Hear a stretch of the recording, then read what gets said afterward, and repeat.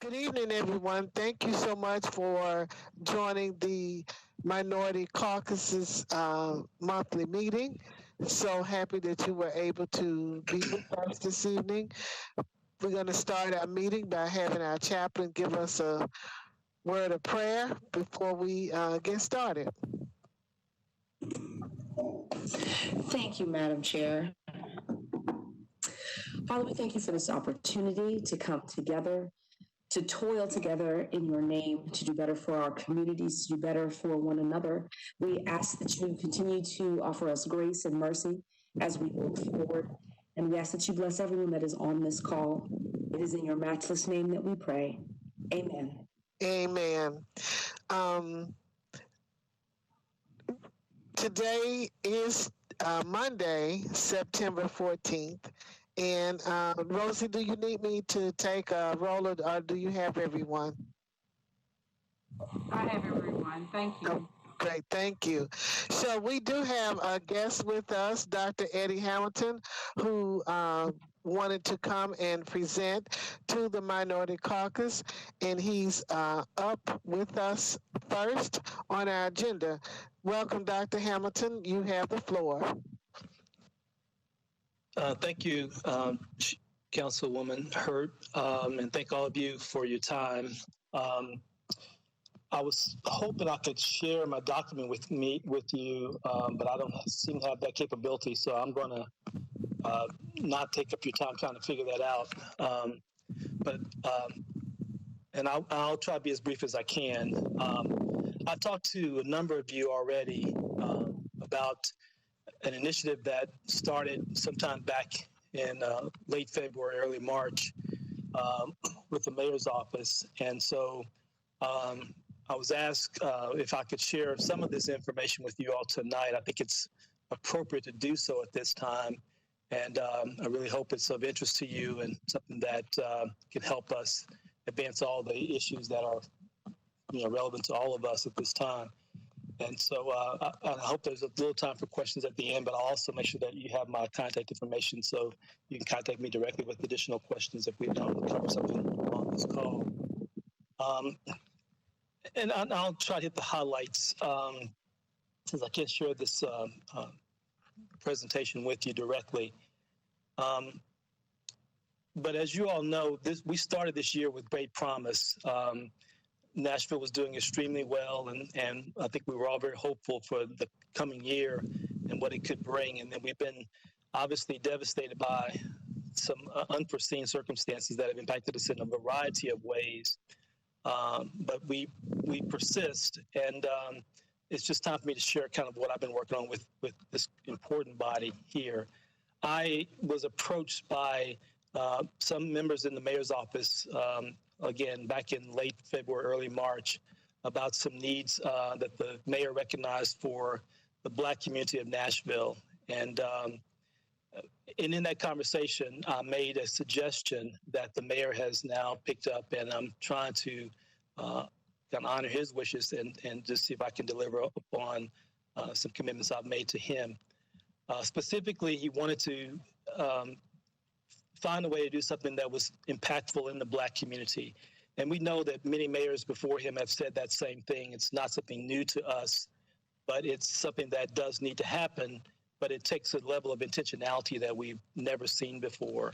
And so my suggestion to him was that in order for us to be successful, we really need to focus on developing a formidable plan of action and not just focused on one or two specific projects that would leave us with just simply projects, but not really a comprehensive plan that address the needs of all of our community. And so he agreed to have an audience with me, and that happened several months ago with him and his team. And then he directed me to then work directly with Mark Sturdivant, who many of you probably know was formerly the Director of Public Works and is currently been given the title of Director of Development.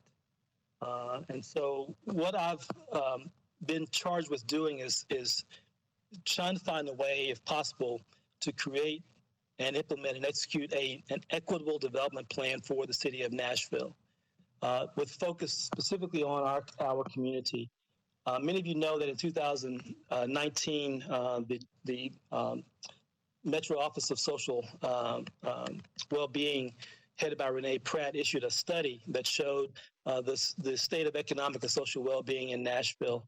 And in that study, the mayor noted specific goals of developing a Nashville that works for everyone, the philanthropic community, the corporate community, community partners, to improve the well-being of all Nashvillians. And in that same study, they recognized that widespread gentrification has placed strains on the ability of the public and nonprofit sectors to meet socioeconomic needs of our community. That's something that we already know, but we had a study commission to do that. And what was not known to me at the time was that in 2014, the mayor's office had produced a study that was published from 4 Vanderbilt faculty members. It was titled Promising Practices to Maximize Affordability and Minimize Displacement in Nashville's Urban Core. And in that study, they recommended some specific things, including that we commission, I'm reading to you from that report, commissioned by Nashville Next in response to concerns on affordable housing. Community conversation was had on June 30th, 2014, and they recommend that we adopt an equitable development approach, monitor neighborhood demographics, and build an equitable housing development toolkit. Now, probably very little of that has actually been done since 2014, but I've met with Lucy Kemp from Metro Planning, who's new to that position. She was aware of the study, but also was aware that the implementation of those recommendations had never happened. And so I launched in an effort to come up with a strategy to approach equitable development in Nashville, but specifically with the notion of creating wealth in the Black community. And the reason for that is simply because we can never achieve racial equity if we don't focus on the Black middle class and building a class of Black wealth. We do a lot to address poverty, and that will continue. It needs to continue. But what I'm afraid we've done, and I spent 12 years on the board at the Martha O'Brien Center, in effect, we've made poverty comfortable, but we haven't created Black wealth. And so we have to make sure we address poverty in a meaningful way, address housing in a meaningful way, but we have to also make sure that we are getting an equal slice of the economic pie that is Nashville, in spite of the conditions that we're in now with COVID and with all the other factors that have affected us this year. So since I can't show you the slide presentation, I don't really want to read all that to you. And I know I have limited time to be with you, but that's what I've been working on with the mayor's office. And what I've asked of the mayor are 3 specific things that I want to share with you tonight. And then I'll open up for any questions that you might have. I'm a private citizen. I'm not an employee of the city. Many of you know me, many of you do not know me. I have a history of economic development as an entrepreneur. I built a large medical practice, as many of you know, and I do a number of things right now in the economic space. So I'm personally doing fine. I'm doing okay, but my community is not doing as okay as it needs to be doing. So I told the mayor that, first of all, for me to be helpful in this role, I have to be officially recognized in some manner by the city. I can't go out as a private individual and present myself in this way. I'm here to help serve like you all do every day. I'm here to serve. So that's the first thing. And the secondly, though, it can't be the mayor's office alone behind this initiative. It also requires that the city council embrace this concept of equitable development in the Black community. And my reason for speaking with you tonight is obviously this affects all of us, and I need your leadership in order for me to have any chance to be successful and working in concert and in collaboration with you.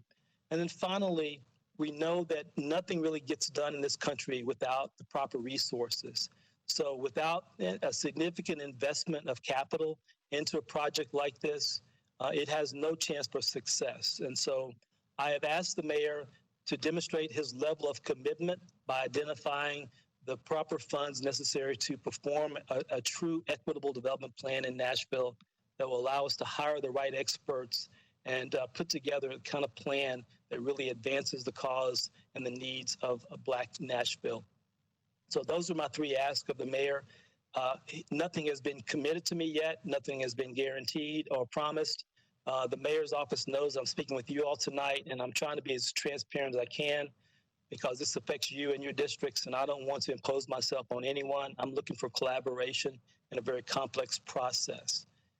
So I'll stop there and leave it open for more questions. And those of you who I've already talked to can help me if I left out anything that was really pertinent in this initial presentation for you. Thank you, Dr. Hamilton. We certainly appreciate you coming and sharing with us. I don't have access to seeing if the raised hands or anything, so I'm not exactly sure how we can do this. I guess you have to do it because whoever raised their hand, and then I can call upon you to speak, because I don't have the ability to see any hands raised. So are there any questions for Dr. Hamilton? This is Councilwoman Stiles. Thank you so very much for coming this evening, Mr. Hamilton. Would it be possible I'd love to get some more information. I didn't know that you were in the process of doing this, and I certainly think Minority Caucus is standing behind you 100%, but I'd love to get some more in-depth detail if possible. I'd be very happy to. I can actually send some information to you that kind of shows you what has informed my thinking, but I'd also like a chance to have a separate conversation with you and others that are interested to give you the full presentation of how I see this being financed and all the phases of this project. I'd be happy to do that. Please, excellent. So, Madam Chair, the best way to communicate the details of the plan is it to send it to Roseanne and Rosie distribute to us? Sorry to interrupt. Let me just give you my email address. It's very simple. It's my first initial, last name, E. Hamilton @iconpediatrics.com. Dr. Hamilton, it actually would be best if you sent that information to Rosie. Okay. Roseanne Hayes Shacklet, who communicated and sent you the invite. Send that to her, and then she'll be able to send it out to the caucus. I'll be happy to do that. Thank you very much. Okay. Great, thank you. Thank you, Madam Chair. Thank you, Councilmember Stiles. Any other questions for Dr. Hamilton?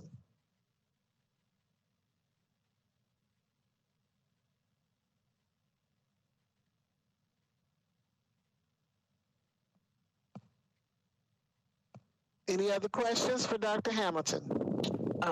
Madam Chair, it's Councilwoman Gamble. I have a comment, if I can make that. Absolutely, absolutely. Thank you. I think I may have questions after we get the information, after the information of detail that is shared from Dr. Hamilton. I would like to ask, though, is there something, is there an ask or something that Dr. Hamilton has for us today, so that once we get the detailed information as we're reading through it, we might be able to consider it once we get that detailed information? Thank you so much for that question. That's a very helpful question for me. In my meetings with the mayor and his team, what I have consistently received from them is their concern about other individuals and other groups in the community and their response to my request.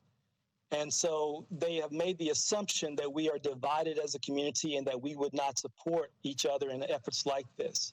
And so what they have asked me to do is to get as much community support directed to them that we do want an equitable development plan in Nashville.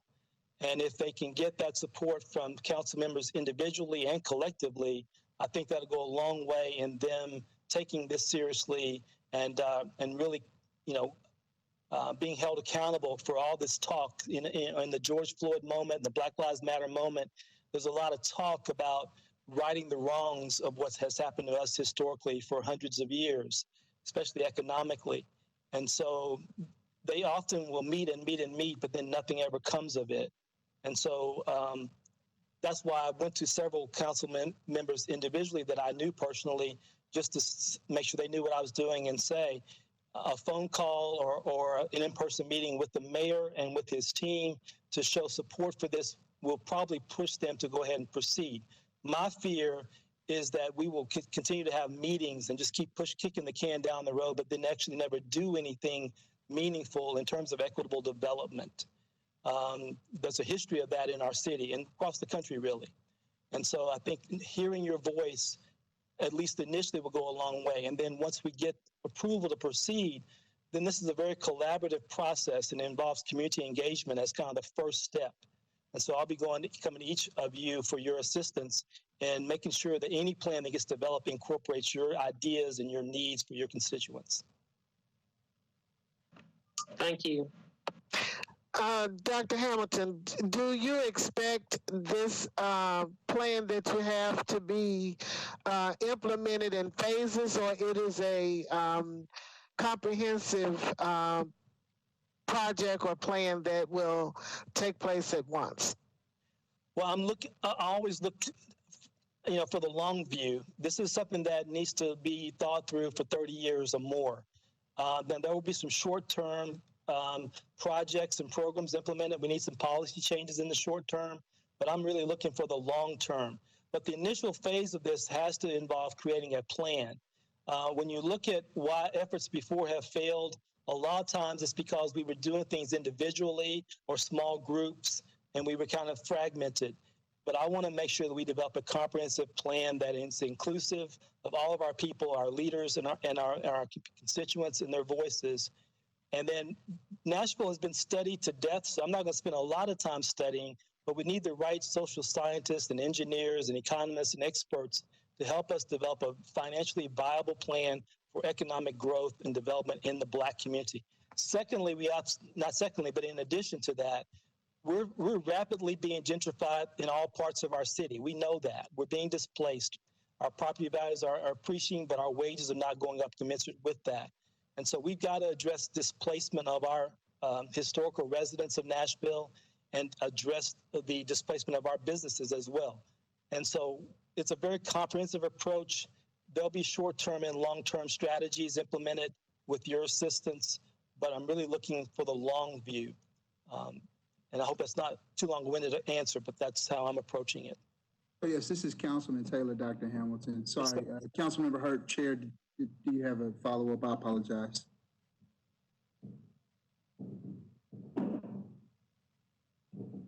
Well, go right ahead, Councilman Taylor.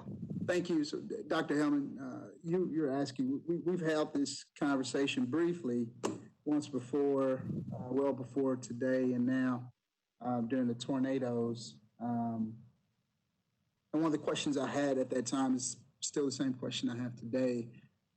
If we are to advocate for this, what is the plan? There's a lot of conversation in regards to we need to have something done, but what is the actual plan before we as a caucus move forward to go and advocate as a body for something that we yet to have seen the plan for? So to answer that, are you still there, Councilman? Okay, good. To answer that, I mean, I don't want to be presumptuous. The plan is not my plan. The plan will be our plan. What I've stressed to the mayor and his team is that the city cannot do this to us. They cannot do this for us. This has to be done by us and by us alone for it to be effective. And so if the city does what it needs to do to enable us to develop a plan, then we will collectively develop a very comprehensive plan that incorporates all of the institutions and all of the strategies and all the things that are happening already in our community. We're not here to displace anyone or to compete with any other efforts that are out there. My hope is that what I can add to this is a way to enhance what everybody else in our community is already doing and allow them to do what they do exceptionally, do it even better. But from that will come a comprehensive plan. But and the first piece of that always has to be to engage the community. We can't walk in and say, this is what you need or this is what we're going to do. We've got to be able to understand what the community's needs are, what their touch points are, and then incorporate that into whatever plan gets developed. And so first it will involve creating an organization that has capacity to do this work. And that organization will have a board. It will likely be a nonprofit. It will also have an advisory board because we have to have people with a variety of skill sets. So again, I view this as a very complex process. And lastly, this is not something that we're going to do kind of by the seat of our pants. There are equitable development programs around the country that I've researched now. I intend to go visit some. I intend to bring some of those people in who've done it successfully to find out what lessons were learned. But we don't have to reinvent the wheel. Dallas, Atlanta, Washington, D.C., Portland, Oregon, Seattle, Houston, I can go down the list, Philadelphia, most major cities in the country have already done efforts like this. And we're talking about projects that require hundreds of millions of dollars to be successful. And so the fundraising is a key part of what has to happen here. The city's money would be simply to leverage additional resources. We need money from the state government, from the federal government to go along with the city's funding capital. But we also have to go to the private sector, the nonprofit sector, and corporate sector, and we have to garner significant resources to have the capacity to do this work. And from that will come, hopefully, hundreds and hundreds, if not thousands of jobs for our community and wealth in our community, and a sustainable future that helps us better educate our children. The most important thing I would want to share with this body is I know right now the city has significant financial woes that were unforeseen with coronavirus and the way it affected our economy, and now the proposed tax increase and the blowback against that. I want to have a positive conversation, not about austerity, not about cutting, not about taxing. Those things have to be done, and you all are the leaders that will handle all of that. But I want a conversation that's about building Black wealth so we can add to the tax base. If we're 28 to 30% of the population of Nashville, then we should be 28 to 30% of the wealth in Nashville. And imagine what that would mean in terms of the amount of revenue being produced by the Black community if we had that kind of wealth in our community. So that's kind of what I'm trying to get to, is an additional conversation that enhances what you all do every day. I hope that answers it. It was a long answer, but I hope that answers the question. I think so. Thank you very much. I don't see any other hands in the queue, so I'm assuming no other questions are pending for Dr. Hamilton. Thank you all so much for your time, and I'll send that information over right away. Thank you very much. Thank you all for the work that you do. I know you guys have a really hard job and are not compensated for it at all to really give them the time you put in, and I really appreciate the work that you do. Thank you. Thank you.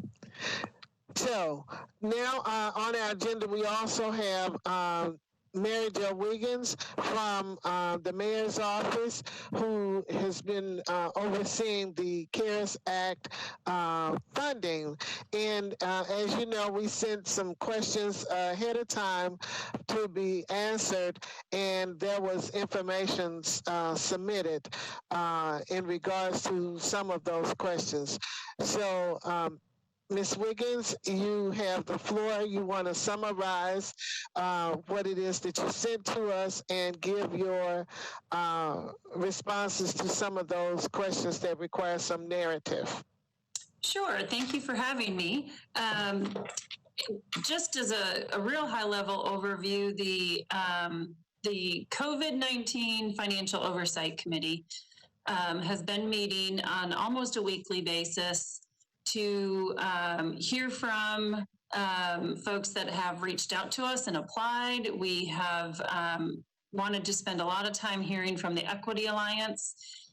It was a partnership with the mayor's office to go out to the hardest hit areas of the of coronavirus impact of cases and look at what were those greatest needs in those neighborhoods. So we relied on their information from both the impact on individuals and small businesses. So as things started to unfold, a bit of a recap of what the committee has done is we first look at the greatest need for individuals, and that was identified as keeping them in their homes. We wanted to make sure that folks were able to stay in their homes and provide rent and mortgage assistance along with utilities. And so $10 million was the recommendation from the committee that again, you all as council members approved. And that funding has just started. The first report that we received from United Way was last Thursday, and it really just had about a week's worth of activity based on when they had the funding. So there's not a lot of numbers to report yet, but I did include that report, and I'm happy to go through it. Next was the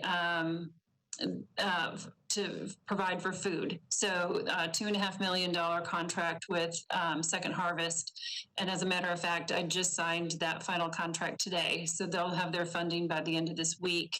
Although I have been in contact with Nancy Kyle at Second Harvest, and they've been able to start putting in motion some of the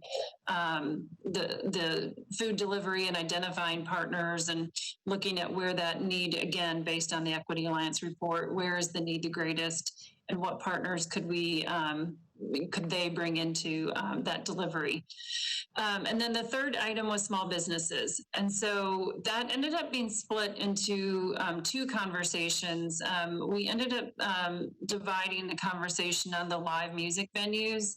That was something that was determined to be a bit of its own, I'll say, kind of crisis. And so there was a $2 million fund set up for the live music venues as they are not open and probably will be the last type of business to open. And so a short-term opportunity to keep them afloat while we wait to hear more from the state and any more funding that the state might provide, either in small business grants, tourism support, anything that they might be able to do. And so then the other fund was set up for small businesses. And that became a combination of technical support and grants. And again, that was based on some of the feedback that we received from the Equity Alliance report. And then we also had 5 different partners join us one day just to present what they were hearing from the businesses that they were working with. And while we know that everybody would like more financial support, and that was certainly a large item of need, a needed resource, what we also heard is that in some cases they didn't have their financials prepared, so they weren't able to apply for support, or they didn't have any marketing. They didn't know how to move over to e-commerce. If it was something about now being able to do some deliveries online. So there was a lot of need for technical support in addition to financial support. And so the resolution that was most recently approved, and we're just getting the contracts out to the organizations now, was for a combination of technical support with the Nashville Entrepreneur Center, Nashville Business Incubation Center, Conexión Americas, Pathway Lending, and then the Nashville Area Chamber. So those 5 organizations are receiving funds for technical support, the largest at NBIC and Nashville Entrepreneur Center. And then Pathway Lending, in addition to some technical support, is going to be administering the small business grants. And so those will be available for $10,000 or $5,000 for micro businesses. So that is the activity of the committee.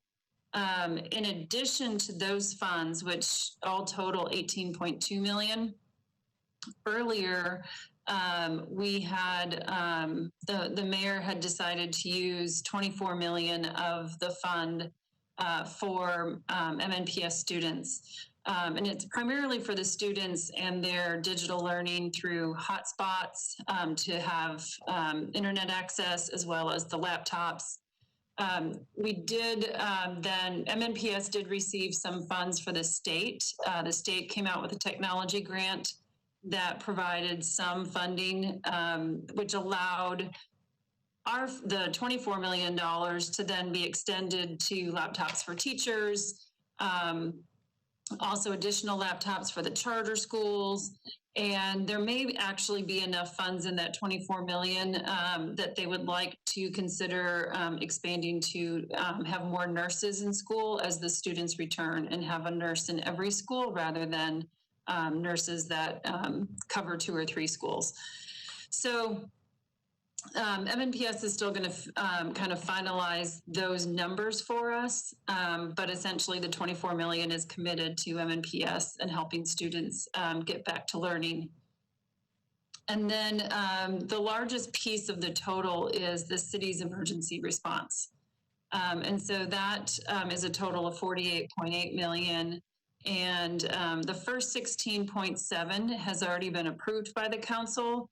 The committee made the recommendation last Thursday to go ahead and advance the other 32.1 million for approval. So that will be forthcoming to the council in October.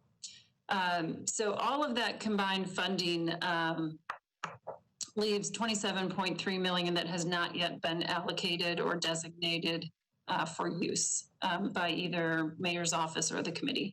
Right now, everything's coming through the committee. Okay, so there was a series of questions that was sent to you that spoke about the organizations and working with them and how they were actually selected. If you received, if all of them had to do needs assessments, and sound like what you were saying is that the other organizations were operating off of the needs assessment that the Equity Alliance actually performed, and you were looking to them to provide when you indicated that the first need was for people being in their homes and foods. So basically the Equity Alliance provided the foundation information. Yeah, that was the right word to use. Okay. And how much did the Equity Alliance receive? Their contract with Metro was 500,000 for the services. They did quite a bit of canvassing, door to door. They also held focus groups as well as online surveys. Right. I guess it just, for other organizations to receive millions of dollars and they're just dispersing the funds, and the Equity Alliance did the foundational work in order for those organizations to do what it is that they were doing. It just seems to me to be kind of skewed. I'm not sure if the Equity Alliance was actually compensated adequately for what it is that they were expected to do. We did talk to Charlene. In fact, I just see Tequila's name on here. I should let her speak for herself. But we did talk to Charlene and Tequila about applying for funds. And at the time, they were not interested in applying for the additional disbursement. You wanted them to apply for funds, that they did the work to let other people know what was needed in the community, but they had to apply for. So how were the other organizations selected who were the administrators of the funds? For the rent, mortgage, and utility assistance, or for whatever role that they played. Some of them applied directly to the committee. And then during one of the conversations, like on small businesses, the committee actually asked to hear from organizations that they believed would be able to serve in the communities that were noted through the Equity Alliance. Okay, so I'm just going through the questions that were sent to you. So considering that the disproportionate impact of COVID on the Black and brown communities, was the money dispersed accordingly to those communities? So to date, the disbursements for rent, mortgage, and utility assistance have been at 71% to the Black community. And overall, and that doesn't include the rest of our minority population. I'll pull that up. I think I put that in the response. 7%? 71%. Of the funds? Yeah, there's only been 219,000 dispersed as of September 4th because we just sent them all of the funds, and they're starting. I think we'll see quite an uptick in our next report. But to date, of the funds that have been dispersed, 71% have been cases for the African American community. That just sounds a little, misleading. You know, when you talk about $200,000, but I'm going to digress and let other council members ask questions. I have Council Member Vercher.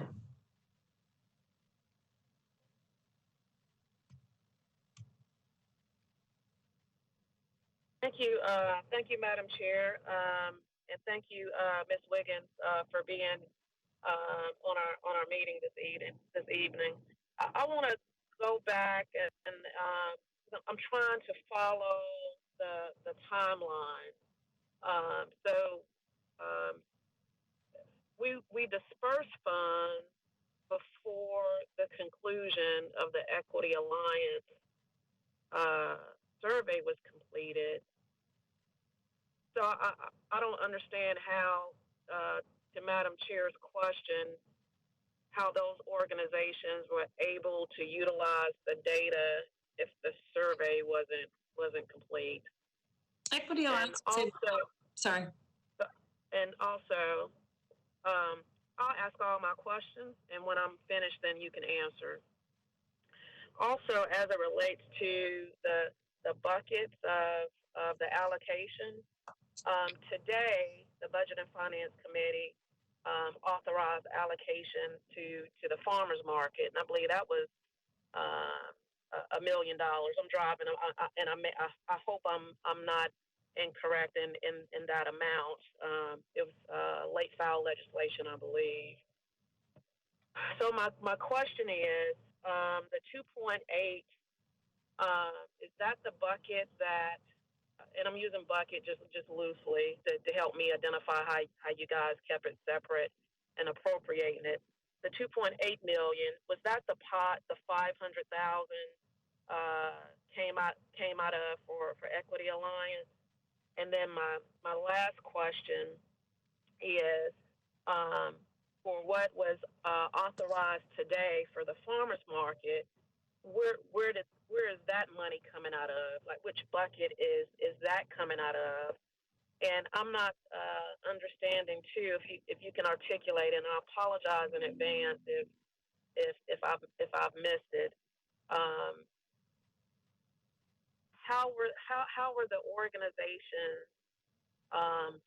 selected? And what we're getting, you said 71% has been distributed to the Black and Brown community, but only 200,000 when we committed 93.8 million. So can you help us, reconcile that so we can communicate that to the community as it relates to what's going on? And this is the challenge. Historically, these communities, our communities, don't receive the appropriations like they should. So if you can just help us reconcile that and let us know what it is we should actually be communicating, because right now it's not adding up for me, and I can't speak for any of my other colleagues, but it's not adding up for me. That was all my questions. Thank you, Ms. Wiggins. Thank you, Madam Chair. Yeah, absolutely. Thank you for the questions, Councilmember Vercher. Regarding the report timing, we were able to get preliminary reports from Equity Alliance, so they joined the committee meeting initially with their first results that showed the indication of rent and mortgage and utility assistance. And so before the allocation was made for that $10 million, that was why the resolution included reliance on that report for the zip codes, as well as that specific need.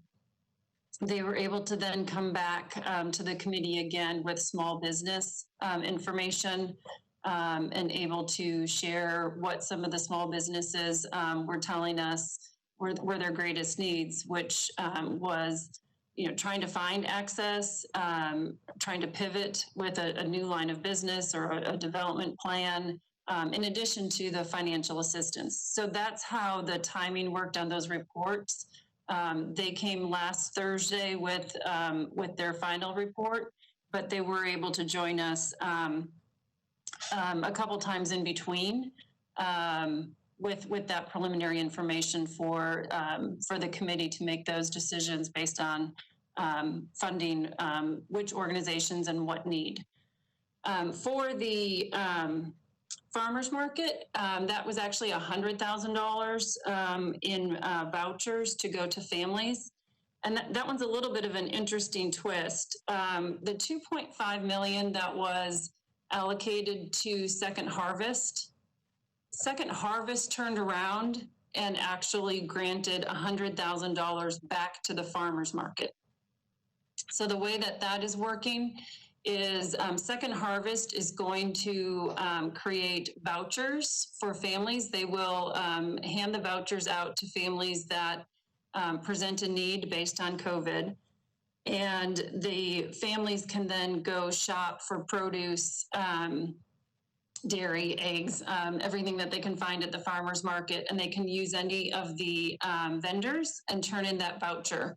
Farmers market will then collect all of those vouchers and can receive up to $100,000 back from Second Harvest. So that bucket that $100,000 came out of was actually the $2.5 million the committee awarded to Second Harvest. So they're in turn kind of giving it back to one of Metro agencies.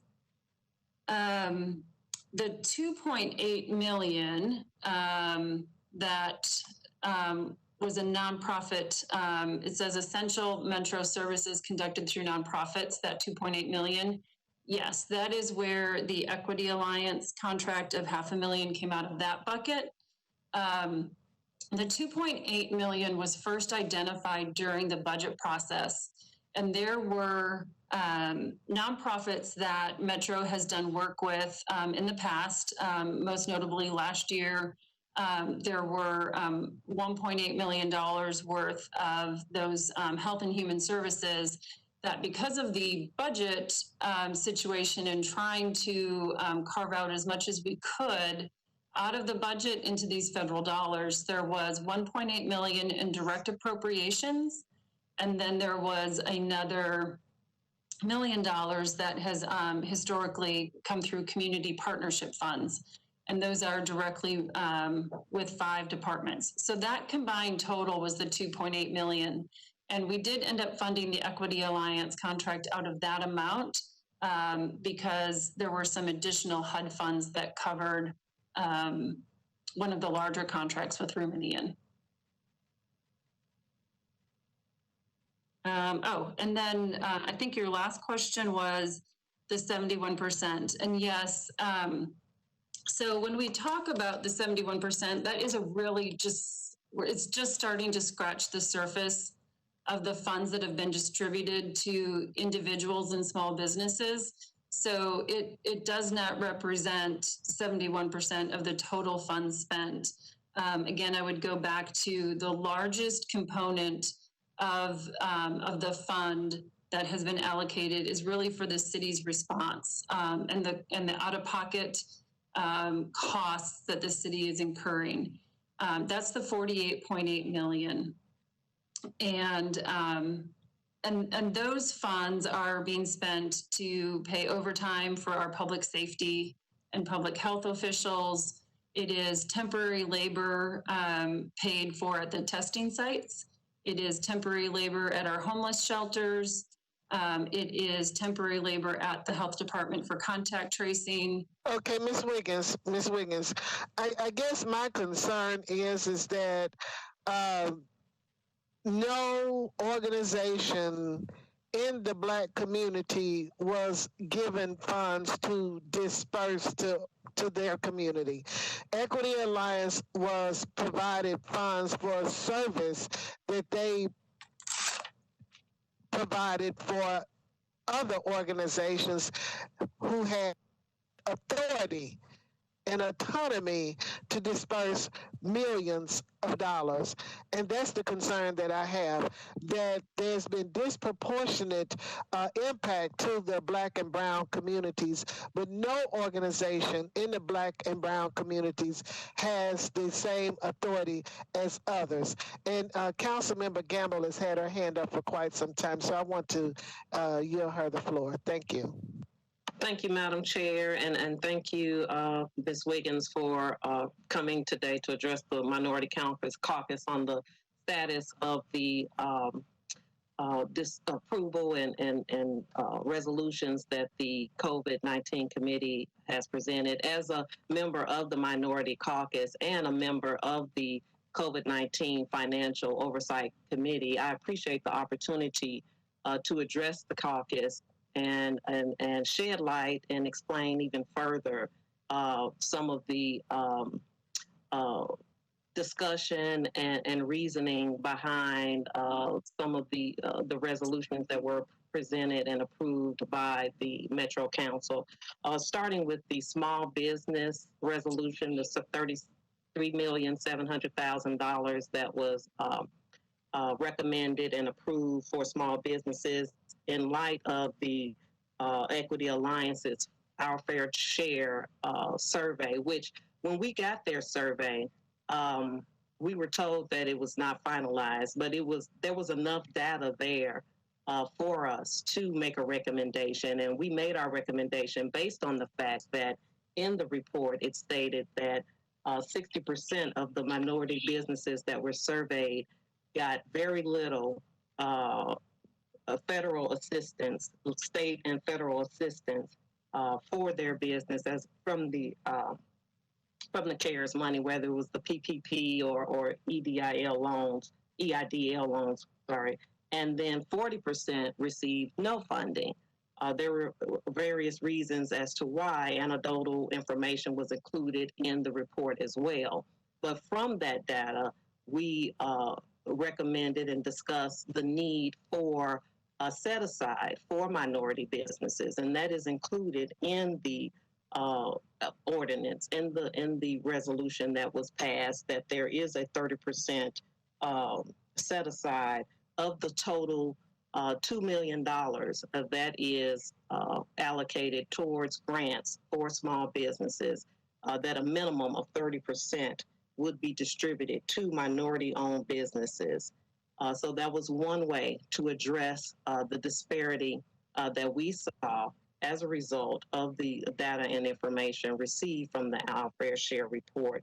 In addition to that, I think there was some speculation or discussion prior to even us receiving the report from the Equity Alliance. There was some comments from some council members that they didn't feel the Equity Alliance had the capacity to even do the work. And so it was great for them to have that opportunity to do that and to demonstrate and show that they had more than the capacity to complete this project and provide the project for us. And so that needs to be noted as well, that I think people have suggested things on the front end about organizations, minority organizations not having a capacity and demonstrated capacity, and that is not true, and that is not the case. So that is also something that needs to be stated and addressed here today. So, I'm not sure. I think the idea that only that non-minority agencies were selected, the agencies that were selected to distribute funds, one of which has a lot of experience in working with, or maybe not funds because she's doing more technical support, but has a lot of experience with the minority community, is the Nashville Business Incubation Center, which is one of the organizations that received a maximum amount of the COVID-19 financial support to provide to small businesses. So that was considered as well. So I think there is some additional work that can be done to provide opportunities for minority businesses to distribute funds. We've talked about the Urban League and other businesses. We have just started. You know, we have had 3 distributions, 3 recommendations so far.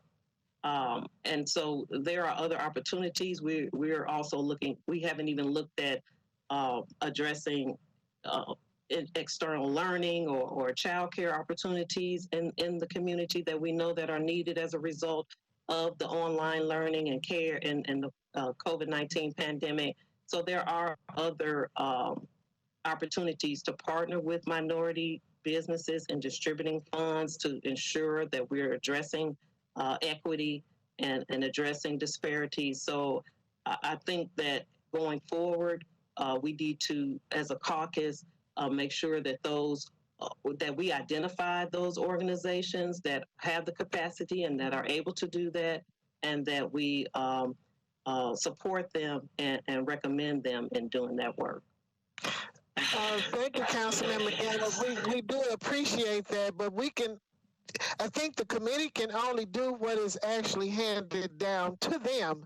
And I do know that the Nashville Business Incubation Center received $600,000. And I think if I reviewed the document from what Ms. Wiggins sent, that Pathway Lending received twice as much or 3 times as much, 1.2 or 1.8. I'm not exactly sure which was which, but again, they received twice as much as Nashville Business Incubation Center, which is typically what it is that they do. And the small businesses, as you say, when you there is just a disparity, and that's what needs to be addressed. And I do know that the Urban League applied to be an administrator of funds, but they were denied. So it's just. So they applied to. I'm sorry, they applied to whom? They applied for to the United Way when United Way submitted out, right, and or to the state, and then United Way was approved when it was said that the governor had additional funds that he was giving out. Urban League applied and they were denied the funding, and it was given to United Way to be the administrator. And I think so they applied for that, and then they went back and applied through United Way as well. So those are the concerns, and I think a lot of it happens even before it gets to your community. I'm going to, Councilor Virtue, I know that you're here, but we do have the Equity Alliance on the call as well, and want to give them an opportunity to share something as it relates to this discussion. And so, Councilor Lady Virtue, please make your comments brief. Yeah, yes, Madam Chair. I was just wanting to say we still haven't gotten the answer as to how the organizations were selected. And the capacity statement was my statement. And it was my statement because we authorized $500,000 when the ask was $2 million. So if the organization is coming to government saying, this is what we need to get the job done, and we only give them $500,000, that's problematic. And those are the questions. I'm not on that committee, but these are the type questions we need to be asking on the front end. Our organizations, Equity Alliance, that's on the ground, that's in the community, they've communicated what the need is, and then arbitrarily, I don't even know how they got to that 500,000 number. I don't know, but they expressed to us that the need was 2 million. So why it doesn't make sense to me, Madam Chair, and then I'm really going to be done. Why it doesn't make sense to me is because we have all these other organizations that's receiving way more monies than the Equity Alliance, doing less work, and did not have to provide no type of assessment. None whatsoever. And I'll just say it because we're dancing around it. It's a huge disparity in this, and our communities is being left behind. And if we're going to sit on this call and act like this 71%, $200,000 is good, when we've already expended $90+ million, then the shame isn't on them. The shame is on us. And I'm done, Madam Chair. Thank you very much. And I would like to say, I wanted to mention to Councilmember Gamble that the small businesses received the least amount of money, I believe, even though 60% was underfunded and 40% received no funding. And Councilmember Sepulveda, her hand has been up for quite some time. And Councilmember Gamble, after Sandra presents her question, please be brief so we can let the Equity Alliance come in. Thank you, Madam Chair. I guess mine isn't really a question. It is more of a comment. We on the committee have been very intentional to make sure that we don't leave out our minority communities. And, you know, we did have money go to Conexión Américas as well. The reason Pathway Lending received more money is because they already had the infrastructure in place to be able to give out those loans.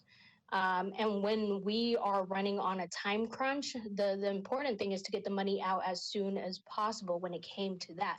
But we receive biweekly reports where we are able to see which communities have received money, and more demographics beyond that. You know, take this first reporting that was given to us. We looked at it, we saw that North Nashville is receiving quite a bit of support. I looked at it and saw that Southeast Nashville still needs more help. And so I have been in contact with the mayor's office to make sure that their website is appropriately making that easy and available for people to just get on there and know where they can apply. I guess what I'm saying at the end of the day is we have more minority members on that committee than our white counterparts, and we have been very intentional to make sure that these communities are not getting left behind. You know, when it comes to giving out that 10 million before we had the complete report, it did not matter because we knew that there were families struggling to begin with, and we wanted to make sure that that money was going to get out as quickly as possible. Now, we can't control who, you know, United Way approves to give this money to. I do think that we need to stay on top of them. I agree with that, and that's why we implemented those 2-week reportings. Now, I believe that Mary Jo and her office will be sending those biweekly reportings to other council members so they know what's going on in the zip codes and how they could make sure that our community is not getting left behind. I guess with all due respect, I do take a bit of offense when it seems like we have not been protecting our community when that is the first thing that has been many of our minds. Thank you, Councilmember Sepulveda. And I was getting the feeling that you and Councilmember Gamble as committee members were thinking that this was maybe a critical or an attack on the committee, which in fact it is not an attack on you, but just making sure that the administration from the very beginning ensures that there is equitable. Going back to the thing Hamilton spoke of earlier, and that is history that we've seen. And we know that you can only do as much as what it is that you have and what's being given to you. And I am sure that you all are speaking up and speaking out as it relates to the Black and brown communities, because knowing the two of you, I know that you um, are bold, courageous, and very articulate in doing so, and very persistent. So please don't take it as it is an attack upon you and the work that you're doing, and don't take offense to it, but just to make sure that that the message is being sent to where it is, because they do use infrastructure, and whether the capacity is there, which is easy for one to be able to say it isn't, just as they thought that Equity Alliance was not going to be able to do it. And that's how it is not equitably distributed from the very beginning. So, Councilmember Gamble, is it absolutely necessary for you to make a comment? Can we go Very to the quickly. Equity Alliance? Okay. I just want to clarify for the record that Okay. the business allocation is $3.7 million. $2 million of that is grants. So Pathway Lending got that $2 million to distribute as grants. The other 1.7 is for technical assistance, and that's broken down between the other 5 agencies, all 5 agencies that we've discussed. So again, I think there's been some speculation, a misunderstanding, or comments that they're getting all of this money, but that all of that money is being distributed, for the record, as grants to businesses that apply for that money. That's all. Thank you. Thank you very much. And I really would like to speak to you all individually, if we could, about some things.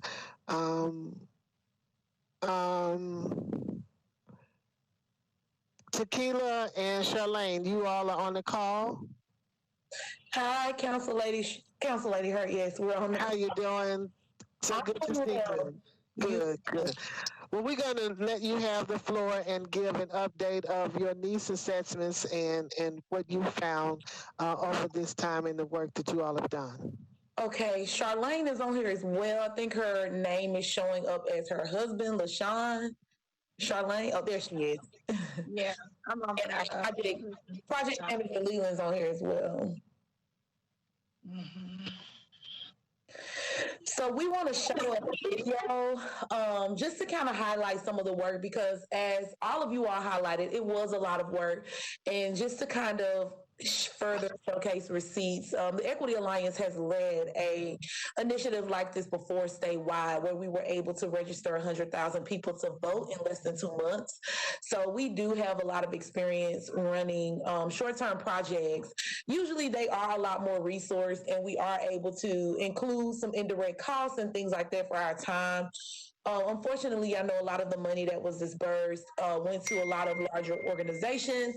We, for the most part, we weren't able to really include any of our indirect costs. So we did this work for free for the city, and where we were initially planning for a 5% response rate, we got back a 280% response rate, actually more, because people are still signing up saying they want to let their voice be heard. So as of yesterday, we had an additional about 2,000 people that took the survey, and that isn't included in this data. So I just wanted to highlight that.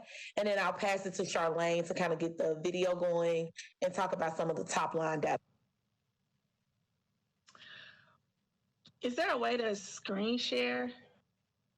I don't know. I don't see a button on here. I don't think so, because I do have a shared, but it's not highlighted for me to be able to do anything. So, and I know Dr. Hamilton does not. So I'm thinking that it's not available. Kenny might be able to speak to that. Yeah, so you can share. I would just have to make you a presenter, and I'm doing that now for you. Just for meetings, anybody can share. I would just have to make them a presenter. Just let me know. Okay, I'm not used to using Webex.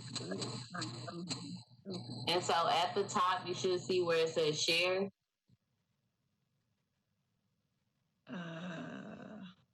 Okay, let me.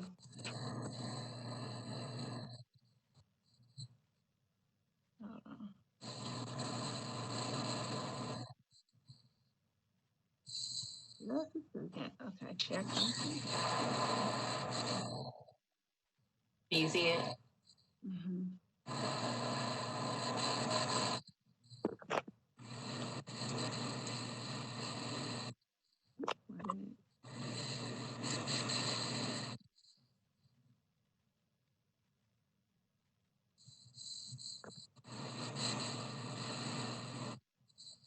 Madam Chair, while they're getting this set up, may I ask a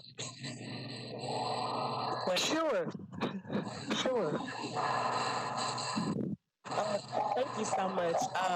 Takika mentioned that the work that they did was essentially for free because they didn't get enough funding to cover their costs. And I think, that is commendable that they made that sacrifice for the community.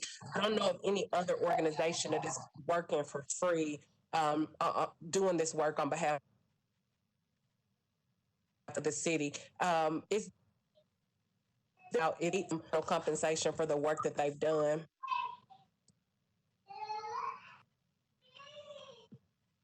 I know I missed part of what you said, and maybe can you repeat it?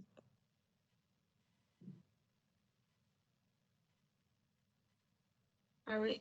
You ready? Yes, ma'am. I just said that, basically while we appreciate that they did this work for free, is it too late for us to find out if they can get compensation for the work that they've done? And that may be a conversation that we have to have after the presentation. Right, I think it's a great question. I know we've got 27.3 million left, and I think that should be funds allocated for them and the work that they did, especially being that they served as a foundational organization to provide the data and information for those others. Madam Chair, they need the money for not just the work that they just completed, but they need funding too to push the money out to the community as well. Oh, absolutely. Yes.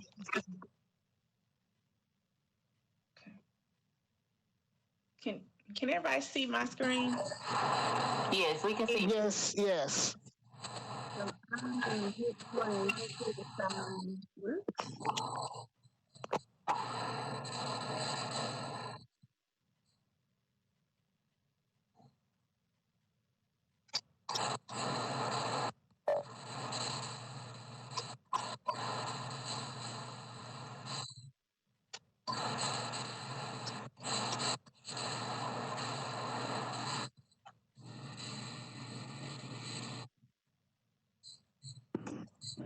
Is there sound with this?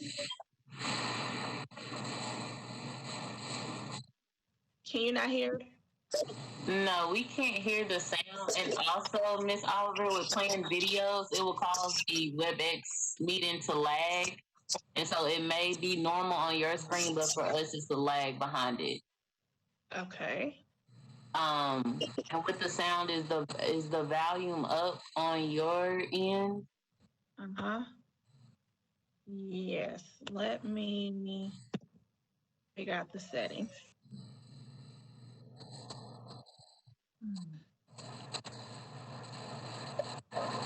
Are you on this WebEx meeting on your phone or on a tablet? I'm on a tablet. A tablet? Okay. Probably why. No.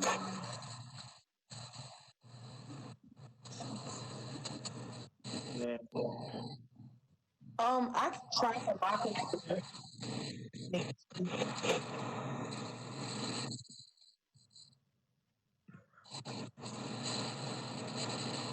Yeah, I don't see where I can adjust any audio. Okay,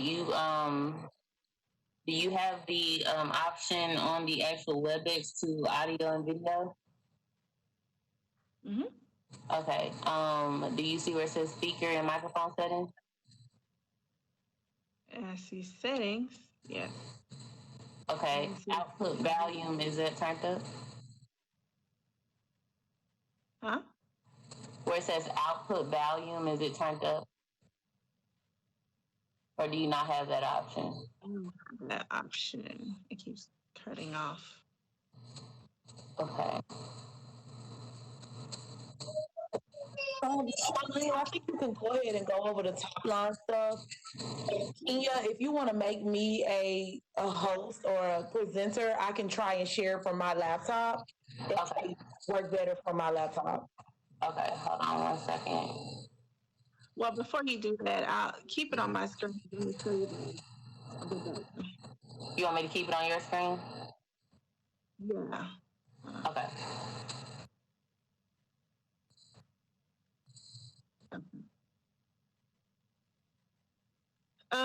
So this is the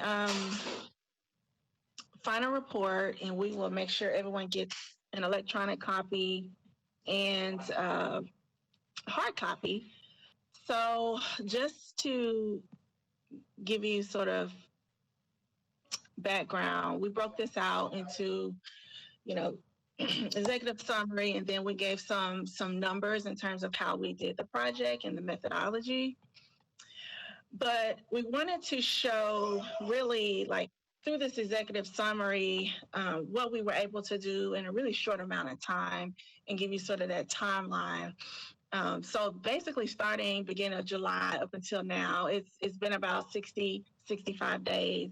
And we were able to ramp up this project in a really short amount of time, which usually takes months to do a community needs assessment and a lot more resources. And we were able to staff up and ramp up pretty quickly. We got the Our Fair Share Nash.com website going in 4 days. We had our team together in 2 weeks, and we were able to reach 8,500 people. We got 8,500 survey responses, but we were able to reach a lot more people than that. So what we did was basically the project was split into 2 phases. The initial phase, because we knew that the committee wanted to have a preliminary report to them by August 3rd. So that was our initial deadline. And it actually got moved up to July 29th. And so what we did was we gave them what we had up until that point. And so our initial data was quantitative data analysis of over 1,000 survey responses. And we used a polling company to help get those responses in less than a week. And so that is where a lot of the preliminary report data came from and how the decision for the rent relief came from that report. So after the 1,000 responses that we got, we switched to a qualitative data report. And that's where a lot of our field operations came in, and we were able to get the data from a few different sources, through focus groups, through an online survey. We had 2 companies doing business outreach and things of that nature. And so what we found in all of these different sources, we also had Latinx outreach as well. We were running radio ads on El Jefe Radio. We were running it on Black radio stations as well. We had social media ads running. We were doing media interviews. And so it was a very multifaceted approach to getting the word out about Our Fair Share. So in this executive report are some of the top line data points. And, it really confirmed what we already know about how COVID was impacting Black and Brown communities. Black and Brown communities were feeling the effects the most. We saw that 66% of Nashvillians who responded to the survey said that the pandemic and the stay-at-home order impacted them negatively. What we did was, because we knew with only 500,000, we couldn't focus on the entire community. So as a strategy, we took the top 12 COVID hotspots that public health identified, and we focused it there. And it's not ironic that the top 12 COVID hotspots, if you overlay that on the county, those same zip codes are traditionally and predominantly immigrant and African-American predominant communities. So we focused our efforts there, and we found that the impact was exacerbated in those top 12 zip codes as it relates to the county as a whole. So when you relate that to financial assistance, rent assistance, food assistance, and energy and utility assistance, those folks in the COVID hotspots were feeling the effects more. So 38% in those hotspots versus 28% as a whole county. And then those folks reported that rent assistance was what they were needing behind financial assistance, and then food assistance behind rent assistance. And then more than anything else, 35% of Nashvillians wanted, when we asked them, how do you want to see the funds spent? They overwhelmingly said mortgage and rent relief. The second answer was small business grants. And then the third answer behind that was medical related expenses such as COVID testing and things like that. The pandemic seemed to be taking a particular heavy toll on the Latino population, who experienced a 34% decrease in full-time unemployment. So basically, prior to March, folks had full-time jobs, and then because the Latino community, you find them particularly working construction jobs that once the stay-at-home order got in place, they immediately lost their jobs. Whereas in the Black community, we saw 11% decline. But what I want to point out there is that what we know from the Metro Social Services report, unemployment was already low. We're at 24% unemployment in the Black community. So you may not have seen that stark decline because a lot of us were already unemployed and experiencing that hardship. And then many Nashvillians lost their jobs. 1 in 5 Nashvillians were unemployed at the beginning of the pandemic. Overall, workers of color were experiencing disproportionately impacts. 45% of Black Nashvillians and 54% of Latino Nashvillians were the essential worker force. So basically, they were going into work more than their white counterparts, and they particularly felt more unsafe than their white counterparts because they didn't have the protections on the job. One of the big statistics that jumped out at me was when it came to the small businesses. Business owners of color, we predominantly surveyed Black businesses. A majority of our survey responses came from Black businesses, whether through focus groups or personal outreach.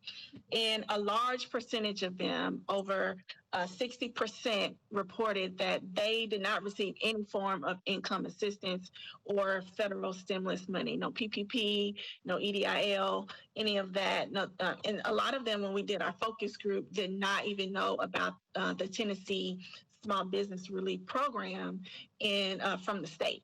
So, and this is as opposed to only 38% of white business owners. So as you can see, we weren't actually getting that PPP and COVID money in the beginning. Over 2/3 of respondents to the small business survey said that they now are operating at a loss. So when we asked them, what help do you need with your business? Overwhelmingly, they said generating revenue. 79% of businesses said they need help generating revenue. And so their revenue loss ranged from anywhere between 50% all the way as high as 90%. So that is a lot of the top line data. One of the things that we really want you to take away from this report that was something we didn't necessarily anticipate to be a finding, but it was. We asked folks, how are you getting your information? How are you finding out about assistance? A lot of them said they don't know where to go. And so 77% of Nashvillians reported that 73% reported that they don't know how to access COVID protections or assistance, even though they're paying attention. So a lot of folks were watching the mayor's press conference, but you got to remember folks being laid off during this time are people who are used to working. They're working class folks. They're used to always having a job. And so this is the first time they're getting laid off. And they're not really used to knowing where the safety nets and resources are in the community. So that's where our concern is that, okay, great, United Way has the money, Pathway Lending has the money, but how do people know that Pathway Lending, United Way has the money? And so when we asked, it was like, well, they need to call 211. But how do they know to call 211? And so that is where the rubber meets the road for us, is that you have this big gap in terms of the folks holding the resources and the folks over here that who need the resources. And there's a big disconnect on how to reach those people. And so that's where we could be helpful in that regard. These are the zip codes that we surveyed. Obviously, if you look at the Public Health Department website, these are the COVID hotspots that we focused on. And we'll make sure that... I'm sorry. I just want to interrupt you, but we can't see your screen. We can see you. Oh, my gosh. I'm so sorry. You let me talk this whole time, Tequila. I just want you to like stick out your tongue or nothing. And Miss Oliver, for you to share that video file, I have the instructions on how to do it depending on what type of video file it is, whether you're pulling off the computer or you're getting it from the internet. So okay. If it's a file that's already saved on your computer, then we can get it. We can share it for you. I can walk you through how to share it. Okay, it's in a Google folder. It's in a Google folder? Mm-hmm. So I guess we're not good. Okay. Download it. From a Google folder. Download it from the Google Drive. So, in the interest of time, Charlene, it'll be great. I mean, you've been doing a fantastic job with your narrative. So, just continue that, and you can send it to us electronically, and we can follow up and maybe have you come back at our next meeting, or even have a call meeting in between the time. But you've been doing a great job. So, well, yes, I probably cleared my screen. I apologize about that. No. You're really hitting the points, because the disconnect is exactly what it is that we're talking about. Knowing people don't even know Pathway Lending. They don't know that they have access to United Way, and they think that everything that they have to do goes to, that it has to be done online. I'm concerned about the live venues, because you take a venue like Weekend or Minerva, and they have live music sometimes, but not all the time. They are not considered a live venue, but nonetheless, they are a small business who's been painfully neglected and impacted by COVID, and we need to make sure that those businesses are included in those small businesses that's receiving funds. But because they don't have the designation of live music venue, they may very well be overlooked.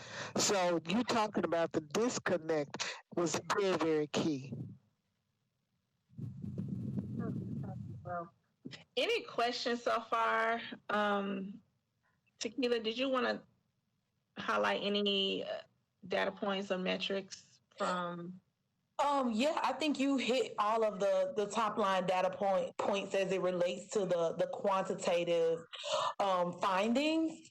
I just really want to make sure that we do highlight the methodologies and kind of talk about how we arrived at those findings, so that everybody can understand the model, the community engagement model that we use, and how we have actually been able to integrate 4 or 5 different approaches into working with typically marginalized communities that traditionally do not trust government, which is what our mission is to try to get more minority communities engaged in government in a civic process, just to utilize their voice to make sure that they get their fair share. And so the model that we've developed does exactly that. This is our 5th time actually doing a project. Actually, it's probably like the 3rd largest project in terms of revenue that we've done, where we've utilized this model and had a really great success. Well, how many organizations have you all engaged throughout this process? I know a couple because I happen to work for them, and I know you engaged them. But just how many with what you all do? 107. So in less than 60 days, we were originally tasked with getting a 5% response rate. And Charlene, good, she's pulling it up. And we were able to get a 280% response rate, 276%, which is what is reported in the report. In 13 days, we hired a full project team. I also want to highlight that one of our major focal points in the model that Charlene and I has developed is leadership development through direct impact. And what that means is we hire people who are within the communities and that are directly impacted by the issues that we are trying to overcome. And so 95% of everybody that was contracted on this project lives in one of those hotspot areas where COVID is running rampant. And so there was this personal passion to make sure that this project was successful. So that's one of the major things is when you hire people who are directly impacted and you, so to speak, take a risk on developing new leadership, you're able to receive or to obtain optimal results. So there's some of our top line data points. We had, in less than 60 days, we did 49 community partner outreach events. And of all of our community partners, 100% of them are Black and Brown community members. We worked with Conexion Americas. We worked with the Muslim Advisory Council, you name it. In addition to our Black churches, a lot of our Black organizations, just to make sure that voices were being heard equitably. We recruited and trained 112 community canvassers that were recruited directly from the areas where those COVID hotspots were. We engaged 107 nonprofit and civic partners. We hosted 31 community outreach events. We reached over 720,000 people. Again, that's in less than 60 days with only $500,000. This is a $3 million project.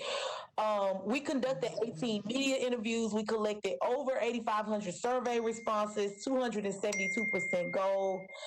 I'll keep going, but I'll stop there. One of the things that I do want to highlight and I do want to thank some of our Hispanic partners for is helping to translate this and really just being there to really showcase that unity amongst the Black and Brown communities, because traditionally those communities don't come in and give their information away as readily as most, but we were able to get a huge response from a lot of our Black and Brown communities. We hired a lot of Spanish-speaking canvassers directly from Councilwoman Sepulveda's district. So thank you so much, Councilwoman Sepulveda, for just being an advocate and really helping to validate the work that we're doing.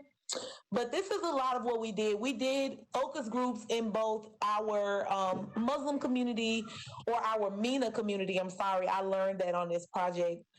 We did a couple focus groups in our MENA community. We worked with our Hispanic community, and we did small business focus groups where we had over 75 small businesses in real time. We streamed it live. We had the mayor's office present to hear a lot of it. And for us, the main thing was to make sure that these resources went to the areas that were needed. And so, as you heard earlier from Mary Jo Wiggins, who we've had weekly calls with Mary Jo, and we've talked to the committee. We've had Kia Jarman, who was one of our business consultants, go and present business findings to the committee. We've had Leland Evans, who is our project director, present to the committee as well. And so the committee was aware of the findings. What we did not have any input on was who was distributing the funds. But what we did do on the back end, even outside of this project or this contract, so to speak, was work with United Way to try and recruit as many Black and Brown organizations as possible to apply to United Way to be able to disperse some of those rent relief funds. So while we were not a part of that decision-making process, we did come in on the back end and say, what's most important is making sure these funds get into the community. So we'll use our name and our outreach capacity that we have as an organization to make sure that a lot of our Black churches and organizations that do rent relief and mortgage mitigation and utility assistance already know that these funds exist. So we have assisted with doing that. And I think that United Way is actually getting more Black and brown applicants, and they're on their third wave of funding. So I will stop there and open it up for questions. I don't want to take up too much time because this was a time-consuming project, as you guys can imagine. So I won't take up too much time talking about it, but I do want to answer any questions from council members. Thank you, Chair. Thank you. Yes. If I may ask a question. Tequila and Charlene, thank you so very much for coming tonight. I'm looking at the screen right now, and it's showing 49% confusing or contradictory information from elected officials. Can you expound a little bit on that? What were they hearing? Mm-hmm. So yeah, and it's not elected officials, meaning local elected officials, but I mean, if you think about it, there are 3 different branches of government, and most people don't necessarily understand what each branch of government is responsible for. And so you're hearing one thing on a federal level, you're hearing another thing on a state level, and another thing on a local level. And so people were really confused, not just about where the resources are or how to get resources. That was one point of confusion, but they were also confused about what the COVID stipulations and guidelines were. And so there was a need to really just translate a lot of the information that people are being fed, because we also saw, Charlene, please correct me if I'm wrong, I don't have it in front of me, but it was close to 80% of people actually were getting their information from the news. They were tuning into the mayor's press conference. They were watching CNN, and they were, and as we all have been. So, we've been very graceful because we understand we're all being over inundated with information about COVID every day, which causes a sort of a sense of anxiety around COVID. And so people were just confused and didn't know what was actually happening, where they should go, what they should do, what they should listen to. Charlene, you want to jump in on that? Yeah, one of the questions we asked on the quantitative survey was how are you getting your information, and have you and where is it coming from? So, for example, are you watching the mayor's press conference? Are you getting it from the CDC website? Are you visiting the state public health website? And so it varied. And the most response we got was the mayor's press conference. But the thing we did was stratify the data based on age, race, and like vote share. I don't want to get too technical, but that also determined some of their answers as well, like based on their voting history. So it helped to understand that. But yeah, most people, regardless of how you slice the data, was getting conflicting information and did not know where to go.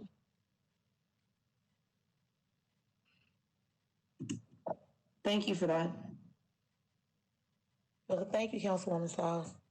Madam Chair, I want to add to, because I know it's a lot of, and I don't know if Ms. Wiggins is still on the phone, but I think just publicly for those that's going to go back and look at this meeting, no other organization was asked to do a needs assessment. No other organization had to endure the type of oversight that this organization had to endure. And for caucus members, this isn't information that I have on the front end. This is information that I received on the back end. So I don't want you to think that I have information that you didn't have. But we do need them to state it so that moving forward, our organizations are treated in the same manner as other organizations. All we ask is that give our organizations a chance to demonstrate their value. And Councilwoman, we've been doing this for 5 years, 65 years. It's the same thing with General Hospital, with the EBO, with the Driving While Black, with the other Black initiatives too. It seems like it's always a battle. It's always a justification in full motion. It's always a justification for our organizations. And when we do receive the monies, it's not enough for us to do the job well. But that's not the case with Equity Alliance. In this case, you exceeded it. Even though you did not get what you needed. You didn't get what you need to do the job. But what you did, you made lemonade out of lemons. Ain't that how that saying go? I'm terrible with that kind of stuff. 276%. And you had a 5% outreach goal, hired over 100 plus, hired over 100 plus canvassers. I'm looking at my notes here. Work with over 100 plus organizations. And to put it in perspective, y'all are doing more than another organization for the other disaster, for the tornado disaster. And you're not getting, y'all didn't receive, y'all got 500,000. This other organization is dealing with 12 million. And y'all are doing more work than this other organization.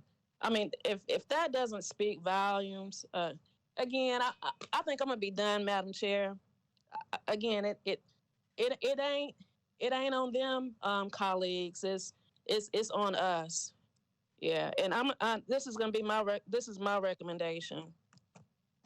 Because I was writing down some figures here, and from the information with Ms. Wiggins, I think Equity Alliance, my understanding, the initial ask was $2 million, but that was just for them to do an extensive needs assessment. That wasn't to get the resources out to the community. So I'm coming up with $5 million, Madam Chair. I think as a caucus, we need to get behind them so that they can receive this $5 million and get it out to our community, and so that their costs that they did and was not compensated for, that they can be compensated for that too. No other organization is doing this work for free. I can say that matter of factly. No other organization is doing it for free, and no other organization has proven the results that you guys have done. So that's all I got to say, Madam Chair. Until the next agenda item. Thank you very much, Councilmember Versa. Thank you, Equity Alliance. Ms. Oliver, I see that your hand is up. You have something else that you want to say? I did, and I just want to piggyback on Councilwoman Vercher's comment. And, it's not every day I'm sitting in front of the Minority Caucus, so I just want to take a point of privilege and really say, like, we worked our tails off on this project, and, it's 12-hour days on the weekends. And I just want to challenge leadership. You guys hold the purse to this city, and to take the risk on organizations like the Equity Alliance. We have an opportunity with resources to do good, and I just challenge y'all to, take a risk on organizations that don't always get the chance. And we had a majority Black team, and we were never asked about infrastructure, unfortunately. And I don't know if these other organizations were asked, but if given the chance, we probably could have dispersed those funds to the community, but we weren't asked that. And so I just challenge y'all to really take a chance on the Equity Alliance and other organizations to do the work. Thank you so much for that, but I would like to say that differently and not take a chance, not take a risk, but make an investment. We have always historically had to do so much more with so little. And as Councilwoman Vertra enumerated with driving while black, in for emotion. Historically, in our communities, we've survived with little or nothing. We make something out of nothing in all that we do. And it seems as though we're constantly having to prove ourselves. So, thank you all for the outstanding work. And I hope that our administration don't take what you all did and say, well, you only had $500,000 and you did that. I would hope that they would take the position that imagine what they could do if they truly had a good amount of money in order to help facilitate such actions. So thank you very, very much for your work. Clear up their task. Can we? So who was the $2 million ask? Who was that made to? Was that made to the administration or was that made to the COVID committee? Administration. Okay. Thank you. Mm-hmm. I want to say one last thing, Council Lady Hurt. I was a little nervous getting on this call because a lot of the things that you guys have highlighted, but thank you to every member of the Minority Caucus. I feel so much more empowered. I was thinking that y'all were going to pick us apart, but I feel very supported and I feel empowered and I feel like we've done something good, not just for the minority communities, but for the city of Nashville. And that is why I get up every morning and I work 13, 14 hours a day to do this work. So thank you guys for that. Madam Chair, I don't think I was about to say, I see Council Lady Suara, please. Thank you, Madam Chair, and I want to thank the Equity Alliance for a wonderful job. What I do want to say is that we have to use every opportunity as a learning or teaching moment, and we don't want to always come back being reactive or analyzing things at the back end. So going forward, I think if there's a way in the future, when something like this happens, I would like a situation where maybe whether it's Equity Alliance or any other organization, come and talk to us first about the undertaking, what the request is, how much they need, so that when they do talk to the administration, we can back them up.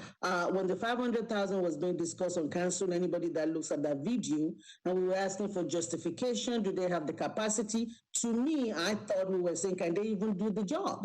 And so not having the background information, not having the conversation before, not knowing that you needed 2 million and only being given 500,000, it's a different conversation. I think as a community, let's try to be proactive. Let's try to be in front of the conversation and not trying to catch up on the back end where we can. Sometimes we cannot.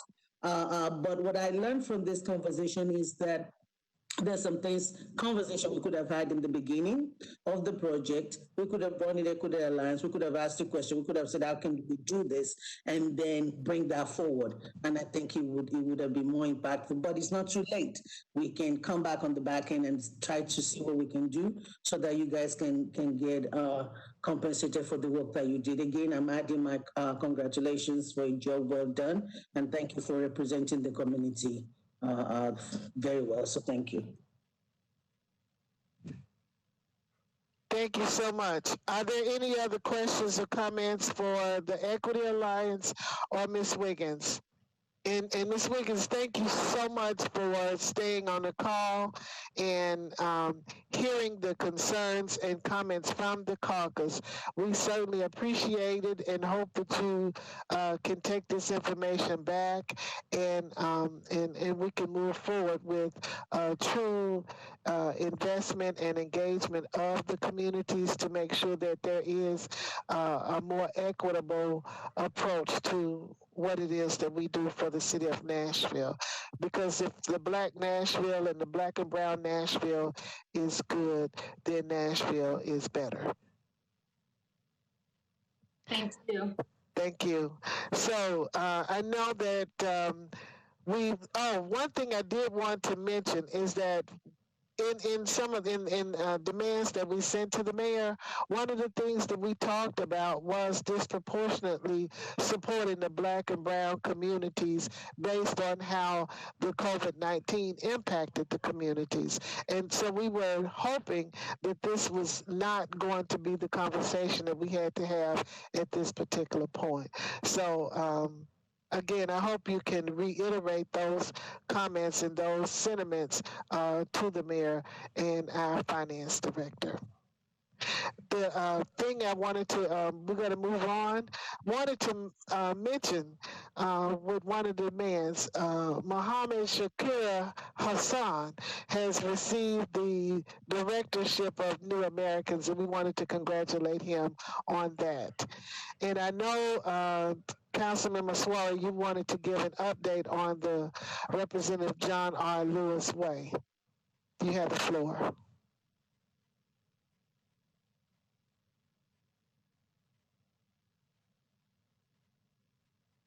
Thank you, Madam Chair. My computer was running out of battery. I'm going to make it very brief. We had our first community-based meeting last Thursday.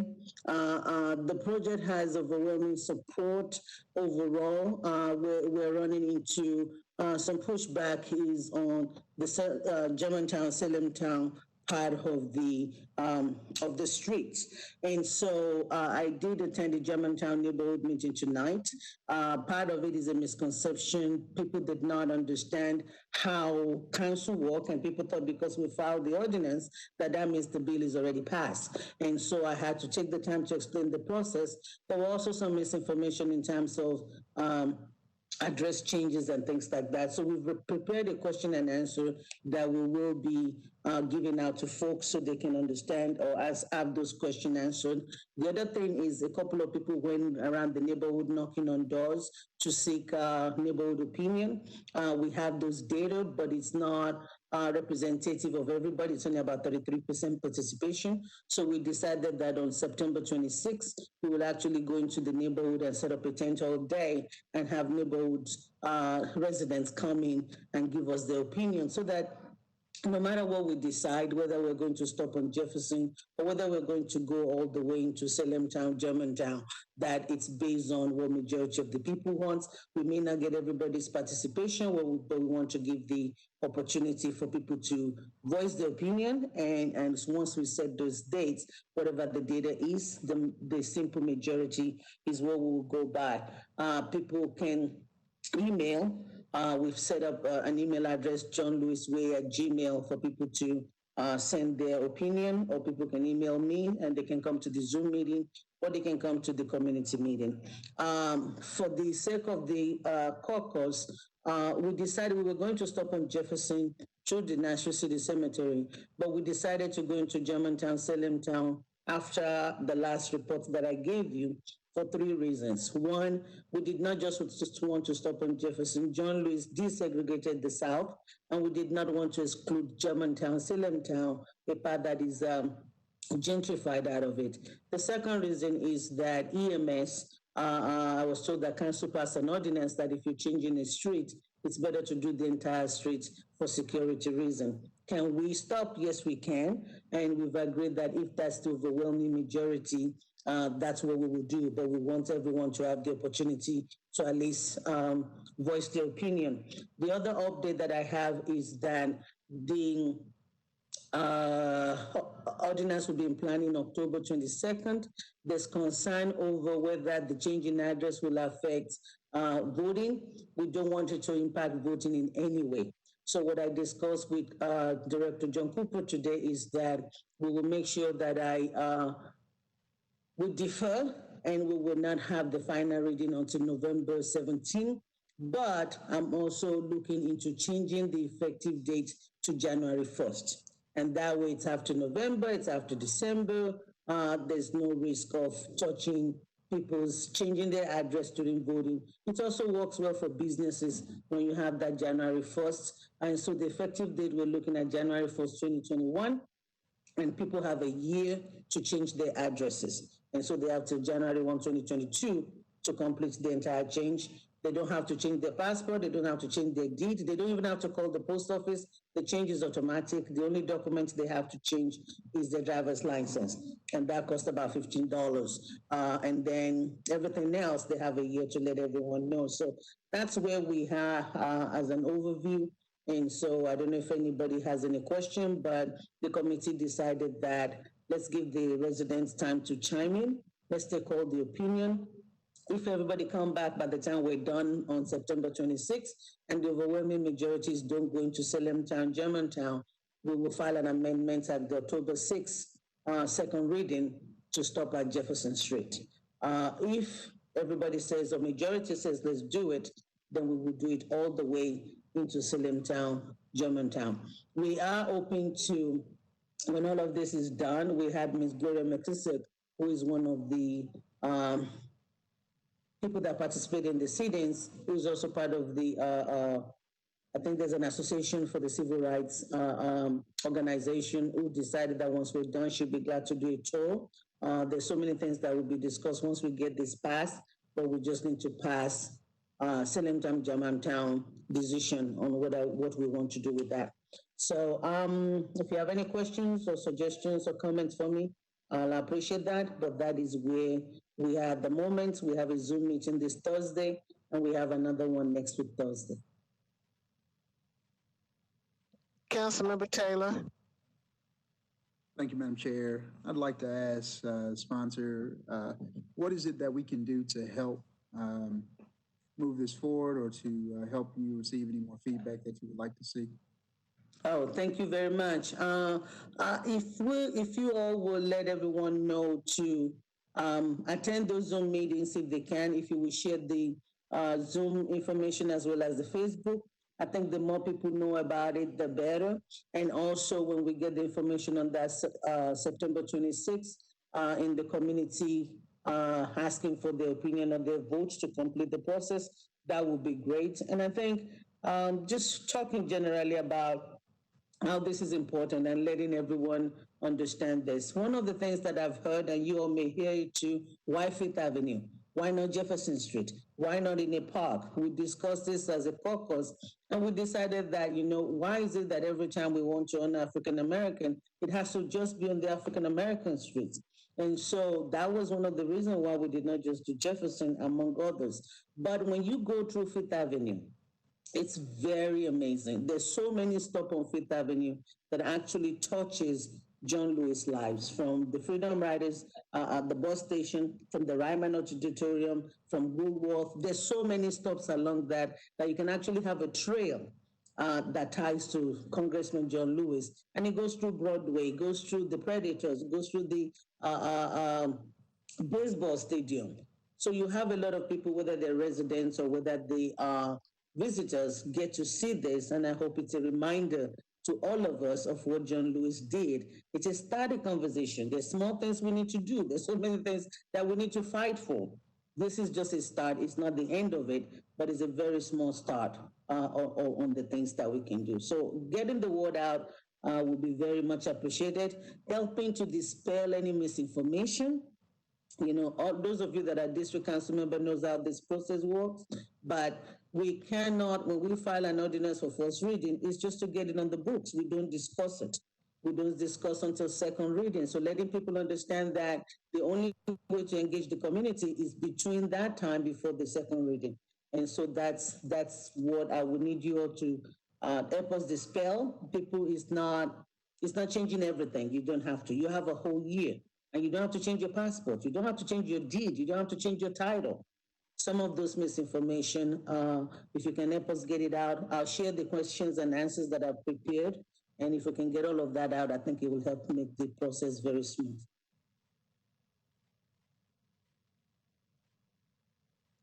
Thank you so much, Councilwoman Swallow. You've done an amazing job with that, and we really, really appreciated how you have represented the caucus and taken the lead on that. Are there any questions for Councilmember Swara? There are no questions. Is there a treasurer's report?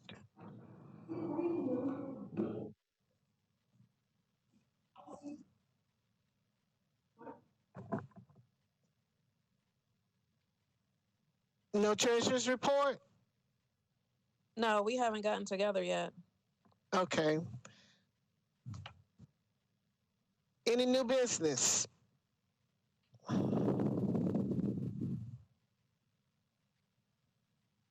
Yes, Madam Chair, I know we had a full agenda today. As a caucus, we haven't discussed the police chief search, and I think we need to be involved in that. And also, I don't know if we're going to discuss as a caucus the Metro Council life insurance benefits. That's up to the caucus. I did talk to Rosie. She's going to invite the police chief and community oversight board to our meeting for October. And I see that Councilmember Porterfield hand is up, but it is up to the caucus on if these are things that we want to discuss now, or if there's if we need to have another meeting before October in order to have some of these things discussed. So it's up to you all to make that determination. I'm going to yield the floor to Councilmember Porterfield, and after her, Councilmember Lee. Thank you so much, Madam Chair. Really briefly, before I give my thoughts on that question, I just wanted to thank you for announcing the information about Muhammad Shukri. And I wanted to also point out that he is one of my constituents. He is just an amazing community leader, and I know that he's going to do a great job in his new position in the mayor's office. So we're very thankful that he was able to get that position. With regards to the question, I do believe that's something that we need to address tonight as a caucus, since we are looking at that legislation tomorrow with the insurance legislation. We're looking at that tomorrow, and also with the search for the police chief. If I remember correctly, I think the chief is going to be chosen in October. So I think if we wait until October to discuss it, we may not have enough time to, implement anything that we determine we need to do. So I'm in favor of having that conversation, those two conversations tonight. Okay, thank you very, very much. And Muhammad has been on the ground for years, advocating, working hard. So I mean, there's no one I think could dispute the quality and character of him, and we are very fortunate to have him serving that role. Councilmember Lee. Thank you very much, Madam Chair. I agree with what Member Porterfield was just saying. I especially wanted to ask that we do have the conversation about the insurance tonight. I feel that from hearing messages that have been sent to me that there is a lot of misunderstanding around what is happening now and the pay behind it and all of that. So just so to make sure that we understand everything so I can speak about it intelligently, I would like to have that conversation not only on some of the history of how it was done, but exactly what is being done. And then just to put my 2 cents in by as a union member and representative, I don't know if it's proper for me to say this or not, so I'll say it anyway. I think that it does not behoove us to try to do away with something that a group has previously negotiated with, because that's a take back.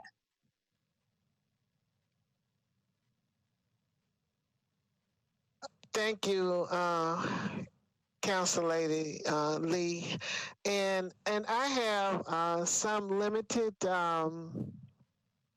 information. I did get the original legislation that was filed for the insurance, and I actually spoke to the person who filed it, and he said that the intent was to bring more diversity to the council because not everyone had the income that they were able to provide insurance and pay for themselves, and therefore you ended up with a population of the same kind of people serving on the council.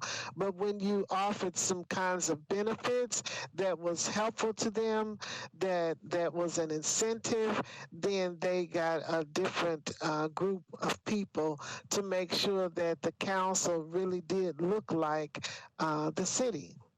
And that's the whole point of it. And he basically said, and if you look at the individuals, and there's been a different group of people that have taken advantage of it, people who are self-employed, some who are not, who work with organizations that are unable to afford insurance for them, and it has also, he basically said to me that what you don't want to have is a bunch of old retired people who were able to have their own insurance sitting on the council, because you wanted to open it up to have diversity. And so I, with you, agree that you don't undo something that was negotiated for a reason, and you will find yourselves in that, because hindsight is 2020. And if you don't know that until you get to that point, and you won't necessarily be able to see it, or the unintended consequences that comes with certain decisions that are made. And what has been interesting is that every time that this particular legislation or resolution has come before the council, it has been presented by someone who has insurance and not someone who needs the insurance. And, we've gotten a lot of ugly emails about it. It is a lot of misinformation. And one thing that I didn't like is that they were saying that we were selfish in doing this, but to be able to have it for us and not offer it to those that come after us, I believe is just as selfish. So I think it just depends on the perspective and the way that one looks at it. So I am happy to have anyone else give their perspective and account of it. But I do think that if it does move in that direction, that it is going to negatively impact those people that come from Black and brown communities that do not have access to health care. And I'm of the belief that health care should be a right and not a privilege. Any other comments?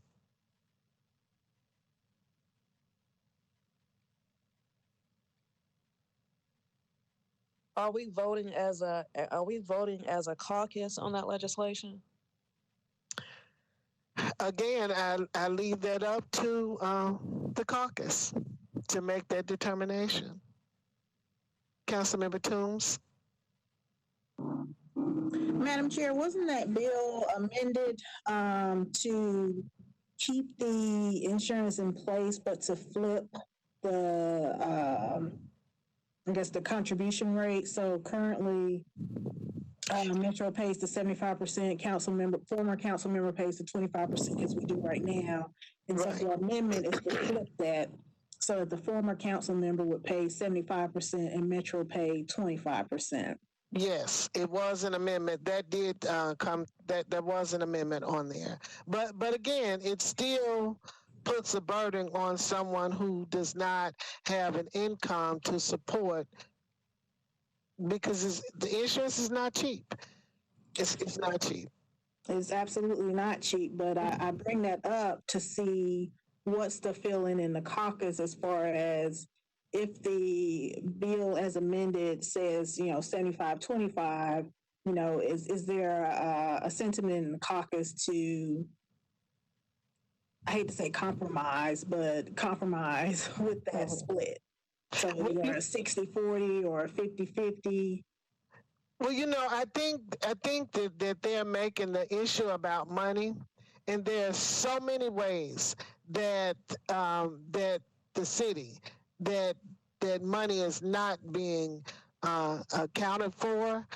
In fact, I attended a benefit board meeting and I questioned about whether they did any shopping on the insurance itself and how did it compare to other cities this size.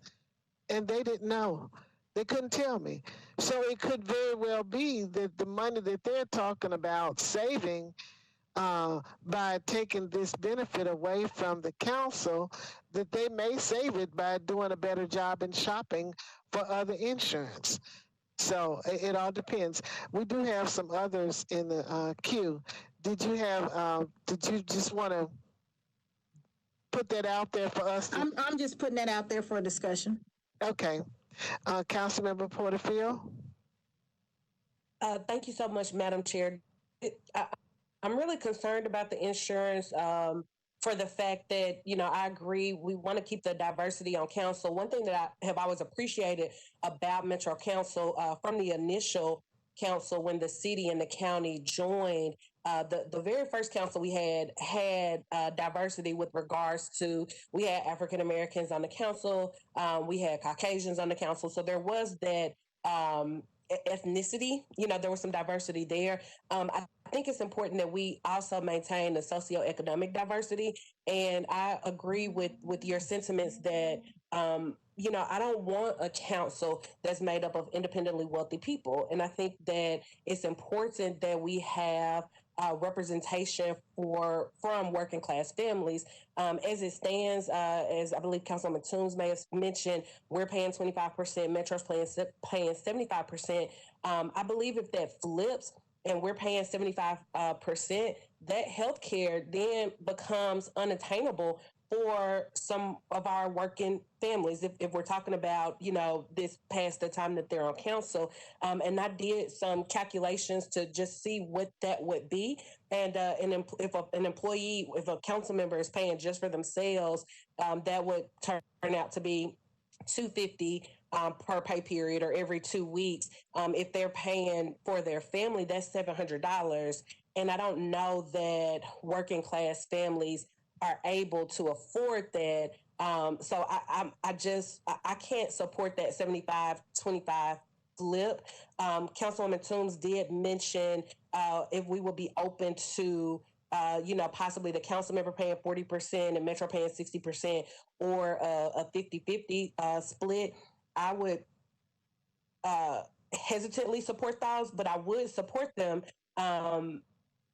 I would support them because that's definitely better than us paying the 75%. And I think that it is one thing that does need to be clear is that this is not looking out for us ourselves. This legislation is for 2023. This is after we are off of this is for new council members, moving forward.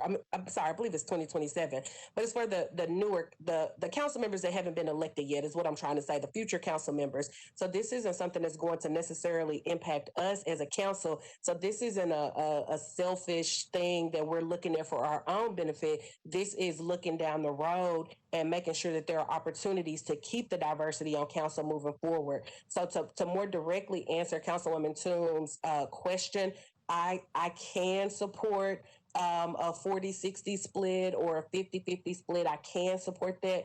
I do not support the 75-25 because I just think that makes the benefit too expensive, and it's no good in having the benefit if it's so expensive that we cannot afford it.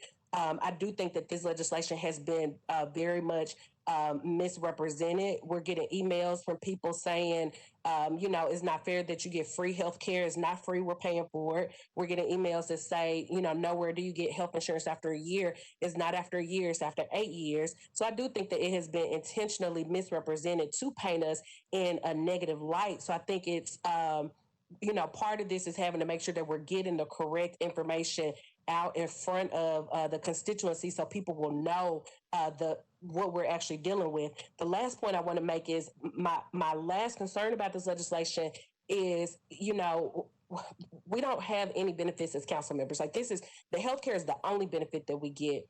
and we're making $23,000 for a full-time job that is considered part-time. This is the only benefit that we get. The travel stipend has been significantly reduced. We don't have any other benefits. You can't compare us to other councils that are getting paid a full-time salary and other places that are actually making a living wage or salary off of council. You can't compare their benefits to our benefits when we're only making that $23,000. And if we start chipping away at our benefits, then what happens next when there's conversations about chipping away at Metro employee benefits?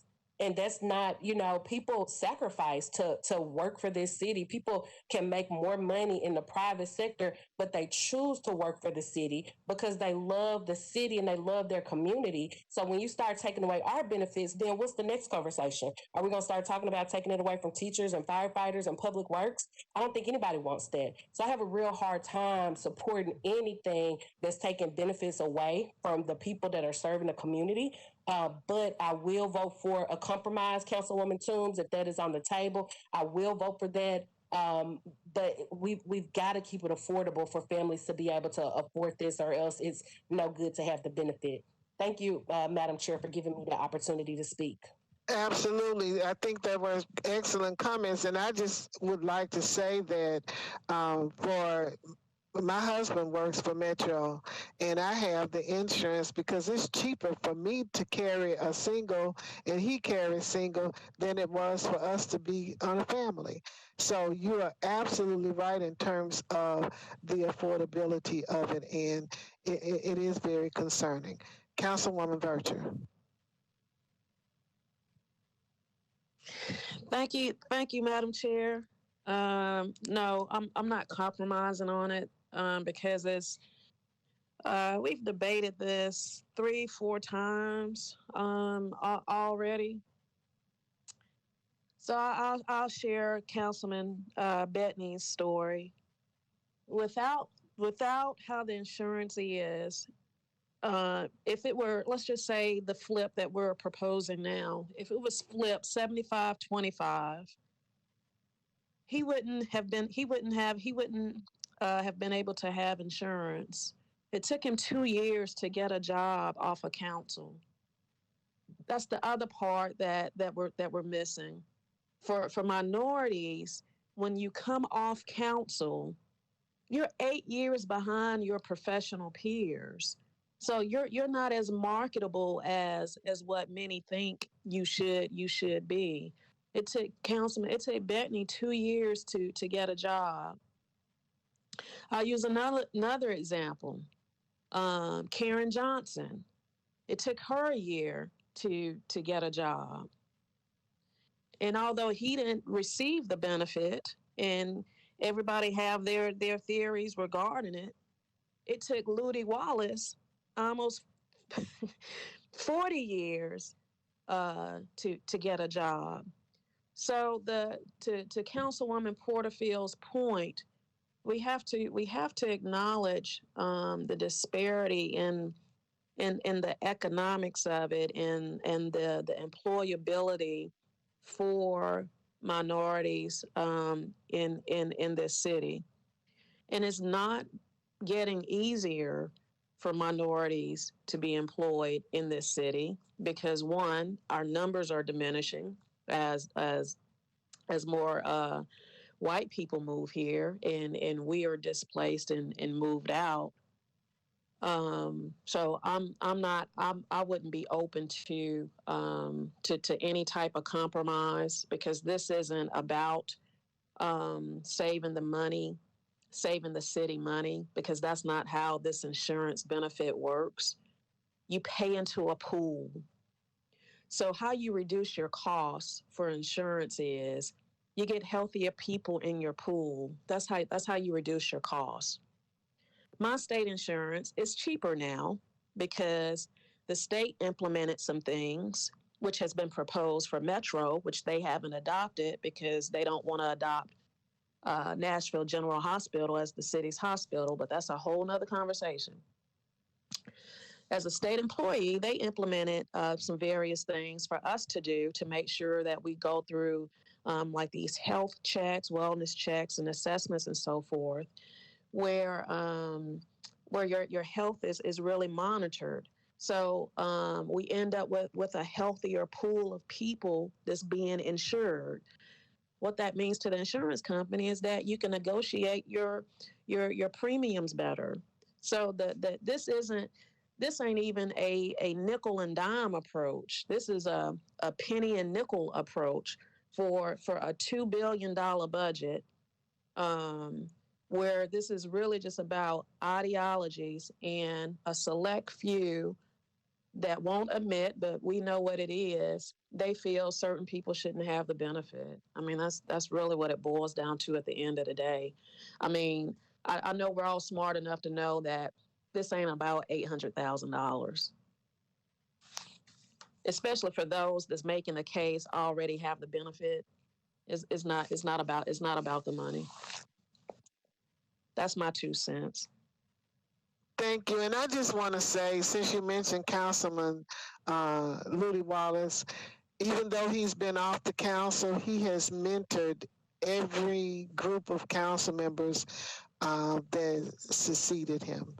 And the city did him wrong. The city did him wrong. And he still is. So just wanted to make those comments. Any other? I see that Councilmember Porterfield, your hand is still up. Is that from previous? Okay, Councilmember Stiles, I saw your hand for a moment. And Councilmember Suara, thank you. Yes. I'll go after Councilmember Zara. Okay. All right. Thank you, Madam Chair, for the conversation. I'm going to preface what I'm going to say with I'm on the same wavelength as everybody. I don't think it's about the 800,000. And I also think that the misinformation is so much that it takes away from everything. Another thing that I also think that we're not adding into the calculation is the fact that we are working part-time. We're working full-time but getting part-time pay. When I look at how much we're supposed to be paid full-time, if I average it out that we're supposed to be paid 60,000, then technically speaking, or maybe even 50,000, technically speaking, then instead of paying me 50 to 60,000, the council is paying me 23,000. So technically, the city is saving 30 to 40,000 off of the job that I do every year. If I take that amount and multiply by the 8 years on council, just on me alone, you're looking at between 240,000 to 320,000. And when you compare that in terms of how much in my lifetime the council will have to spend on this insurance, the council actually comes out better. And so people are not looking at that part of the equation. Not to talk about, I'm not even factoring my loss of income. I'm not factoring, coming out and where my peers will be versus where I am and all of that stuff. But after having said all of that, there is something that I do think gives me pause, and it's the fact that within African American and minority community, people are hurting. This is a very financially straining time for people and for the city. And I think for me, as we make that argument of equity and having people to run and all of that, I also think we need to temper the financial side of it, the implication on the city. So I say all of that to say, I am willing to accept the compromise, not because I think that it's that equitable. I've already given you my thoughts on how I think the city is actually making more money off of our backs, but also because as we make decisions, you have to look at where we are in a time of austerity and prosperity. Then we can make the argument all day, but we know where we are as a city financially. And I think we need to put that into consideration. The other thing that I think we also need to take into consideration, and I'll vote whichever way we decide, by the way, is that we have a lot of, and I may be wrong, I leave that to those of you that are experienced, political power as a caucus to be able to put our voice behind something or nothing. So we can put it behind this and say, this is how we want it to go. But I also want us to look at all of the things that we all can continue to do as well as we decide. So I don't want it to look like we don't want to vote. We don't want to think about the financial situation of the city. I don't want that impression, but I want to put that out there that for me on the financial standpoint of where we are, the struggling, and I know people personally that have lost their job, that cannot get benefit from the city, that don't have insurance. I know those people personally. And so when they talk to me about we don't even have anything and you guys want to keep your stuff and you want to keep keeping it for people in the future, I hear them. And so because of that, I am open to a 50-50 deal. And who knows, maybe in the future that could be adjusted up or down. But for now, I just want to go on record that I am open to it. If we agree as a group not to, I will go whichever way we agree to do. But I just wanted to put that thoughts out. Thank you so much. So I don't think that it is being suggested 50-50, and I don't know if it's if there has to be some type of late filed amendment, and we get the suspension of the rules in order to present it forward. But I don't think 50-50 is on the amendment right now. But I would like to say also that we're hurting, but yet we are contemplating a Major League Baseball team. We're hurting now, but we're not going to be here forever. And I don't think that we need to make these types of decisions based on the state of where we are right now. When the impact is not, when we're really talking about pennies based on our budget. So we can take a vote on that if you'd like. I see hands from Councilmember Campbell as well as Councilmember Lee. And I will yield you to the floor in that respective manner. Thank you, Chair. I'm sorry. Councilmember Styles did have her hand. I apologize. Thank you very much, Madam Chair. I would also like to state, I think it's very unfortunate that we're having this conversation at all. To Councilmember Zuar's point, we do work a full-time job, whether you want to call it part-time or not. And respectfully, while I understand that we are in the midst of a pandemic and people have lost their jobs, this job will remain, even if tomorrow everyone got their jobs back, this is still the only benefit that we do receive. And in considering how to vote, if we collectively decide that we are going to support an amendment, I frankly think that we should vote no. But if it's going to be the collective deciding and we're going to go with an amendment, then I will get on board. But I do think it's unfortunate that we're in this place and the amount of misinformation that has been distributed. And unfortunately, many of our constituents are just kind of following blindly. So I just wanted to share my thoughts. Thank you. Thank you, Councilmember Gamble. Thank you, Madam Chair. I just wanted to comment that I do understand and appreciate the comments that have been shared regarding keeping the plan in place and how it helps ensure socioeconomic diversity on the council. I can also appreciate the comments and sentiment that it is a financial burden on our city's budget at a time where we are asking members to tighten their belts, or asking residents rather to tighten their belts and to pay an increased tax, which we do need and in order to operate our city. So with that being said, I would support an amendment to, I guess, a compromise to not do away with the health benefit, but to maybe lessen it, the 50-50 approach sounds fair, and that may be closer to what, and I'm not sure, maybe someone can correct me, but it may be closer to what city employees and even the private sector pays for insurance. I too have a husband who works for Metro, and I'm actually on his plan, and so I do not take part in the health plan through the council.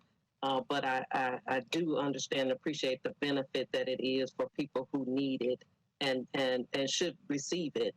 But also keeping in mind the financial burden on the city, and wonder if there's not an amendment for the 50-50, if it's not too late for our caucus to present one tomorrow. And if there would be any interest in the caucus in doing that.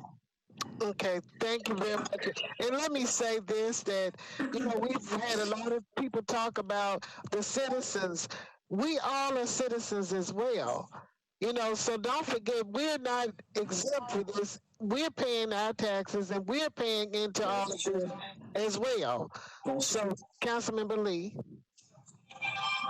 Yes, let me start by saying I am not participating in this.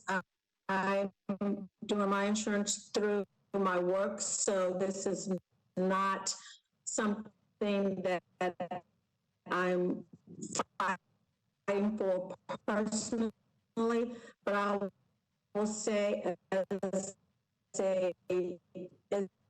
a person of the minority persuasion, seems that we are always compromising to try to make it easier for other people. I think this is a good thing for us to take a stand on. If we city that it is painted to be, and I will also say that if we change it, people were talking about, well, later it could be changed back when things are better. When you take something back, you most likely are not going to get it back. It's not going to come up. It's going to be terribly hard to try to get it back. So I would say our efforts need here. We're doing a hard job. We are staying on Zooms after working all day to 2 and 3 in the morning. We do not get the pay for it. We do not get the other benefits for it. Council members to think either we not take a vote on this as a caucus, or thank you. Thank you so much. Councilmember Virtue, I see your hand is up. Are you about to make a motion? I want to add this to Madam Chair. Once you start chipping away at this benefit for the sake of the budget, it becomes one of those items every budgetary cycle. I mean, so what we're doing, we're creating our own battles. We take away our benefit, and then we put ourselves in a position where we have to fight back for the benefit, like travel. That's probably never going to come back, because we cut it, and we haven't been able to put it back, because it's always been one of those. Well, now it is. It's an expendable item in the budget. It's not seen as a priority in the budget. I want to add this too, because we talk to colleagues across the country. And just like Tanya Hancock has done her research as well too, with her own spin on it, and I get that. We are the only body that's talking about, in the midst of a pandemic, reducing an insurance benefit. That's one. Two, We're the only body in the country that's talking about reducing our own benefits, period. You don't hear this at the state. You know, if we're going to talk about compensation for, benefits for our body, and we're so concerned about the budget, we need to do a holistic review of our entire healthcare program. Oh, my bad. We've already done that. And the recommendations we didn't implement. We have the jewel of the city to reduce healthcare costs. That's General Hospital. And I'm gonna end it on that. So I would really like to entertain someone with a motion on the vote from the Minority Caucus. As I heard consistently that people were willing to compromise if it were a 50-50 compromise in terms of benefit pay for the insurance, or I wouldn't support we voted down up. Because then the next compromise will be a 50-50 cut in the salary. I'm not going to. I won't support that, Madam Chair. So, would you like to make a motion on what it is that you would support? I move that as a caucus, we support the current benefit, but we make a recommendation that this administration re-implement the program of Metro workers utilizing General Hospital. That's your cost savings. I second.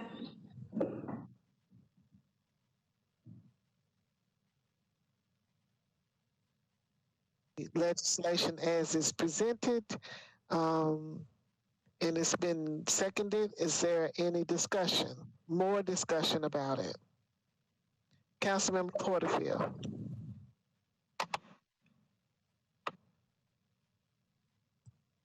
I'm so sorry, Madam Chair. I had my hand up before the motion was made. Am I allowed to ask a question that's not on the motion? Sure. Okay, thanks. I didn't know how formal we were being. I did have a question with regards to the fact that our insurance program, from my understanding, is a pay-as-you-go program, so it's not something that's fully funded at this time. So, do we have any information on looking at the real savings benefit that that implementing any type of cut would provide the city, since this isn't a benefit that is fully funded at this time? Right. Well, it varies. It varies because people can sign on to it and they can drop from it. So it changes just from natural attrition of employees. So I'm not sure that we can come away with a real estimate or accurate count of what that benefit or what the savings would be. Councilmember Gamble might have a better understanding. Her hand is raised. I don't. I just wanted a clarification on the motion if we were voting, because from my understanding, and please correct me if I'm wrong, the legislation that we are considering tomorrow is for the lifetime benefit, not the current benefit. So the current council member benefit, will it remain as the 75-25 as it is? But we're discussing the lifetime benefit. After council member has served 8 years, they can continue that insurance benefit. Is that correct? So that is the lifetime benefit, that you can, after 8 years, maintain the insurance where the government pays 75 and the employee pays 25. So is our motion on that lifetime benefit? It is not on the current. I just want to make it clear for myself and for the viewing audience. Oh, you saying on the lifetime benefit and not the current legislation? Right. It was yes. No. The current legislation is for the lifetime benefit. Is that not correct? No, it's not. Okay, so the current legislation is for.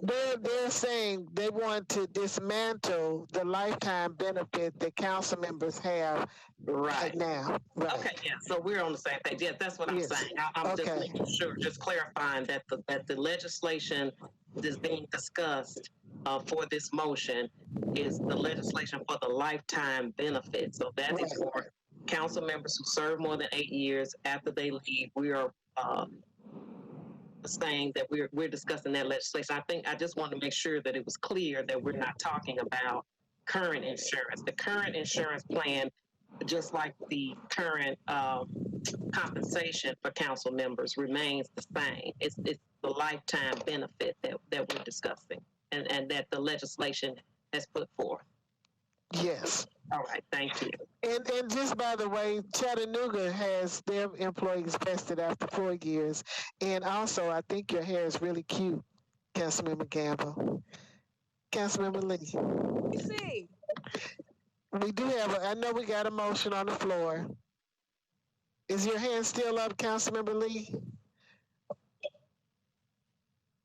Okay, I'm sorry, I was still on mute. So after I was clear with everything, until Council Lady Gamble started talking, I thought presently, if you served 8 years, that you can continue the insurance benefit. I thought that the motion that I seconded said to keep that in place. Yes, that's correct. That is correct. Is that what your motion was, Tameka? Basically saying no to Tanya Hancock's and Bob Mendez's legislation. So whatever package that. Okay, so we have a motion on the floor. And this is it. If you are for the motion that was presented and seconded, which says that we will keep the lifetime benefit of insurance as it is, you vote yes for this particular motion. If you are against that and you would like to see that insurance removed or see it amended, where it's 75% is paid by the employee and 25% paid by the government, you will vote no on this motion. So is that understood? Okay, Madam Chair, just for clarification, part of the motion was regarding Metro General. So can we get a clarification on what the motion would do with regards to Metro General?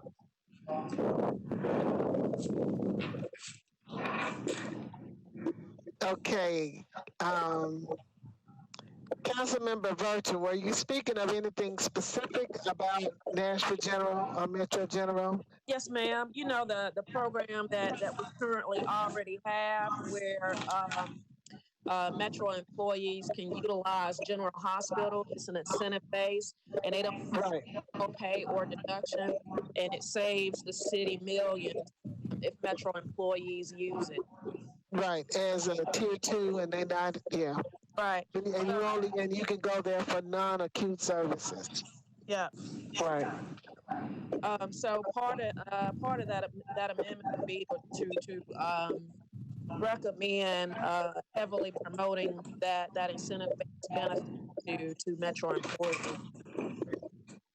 So I'm not exactly sure how we would do that. And again, I think we may be late in trying to add a different amendment. I'm not sure if someone knows. Councilmember Toombs is our attorney on the council, and her hand is up. Maybe she can give us a better clarification.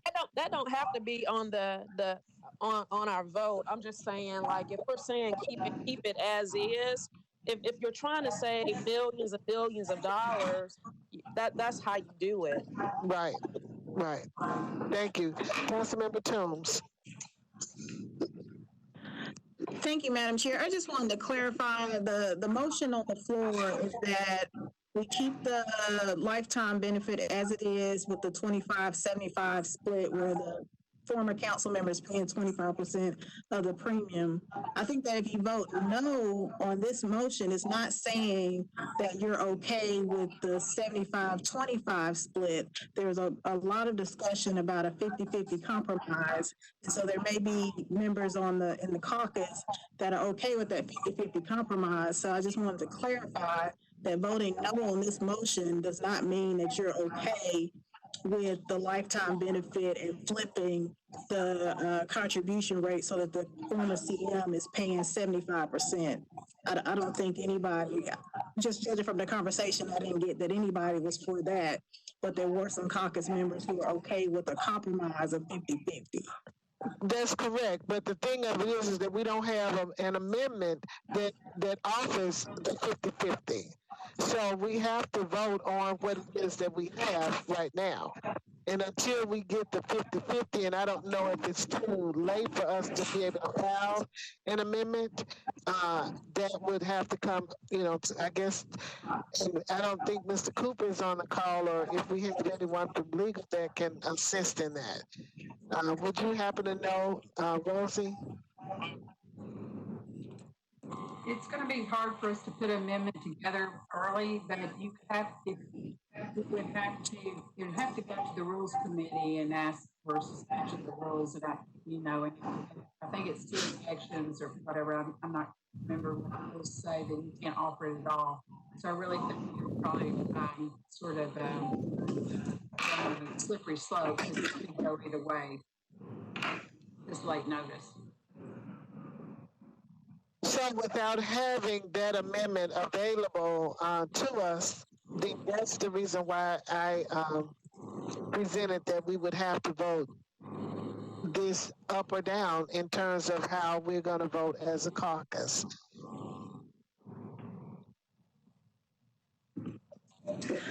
Madam Chair? So I think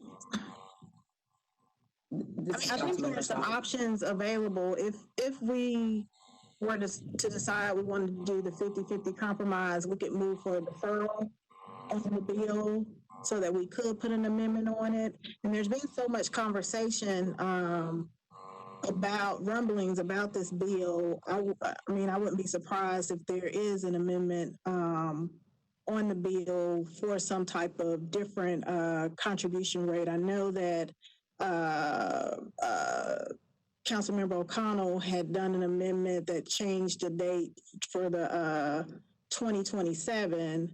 And I'm pretty sure he had already done the amendment for the 75-25. I'm not 100% sure of that, but I think that amendment is already out there. So it may be that there's already an amendment coming, but if there's not, then we can move for a deferral and get that amendment put on there, potentially. So I don't think that we're just stuck between 2 choices at this point.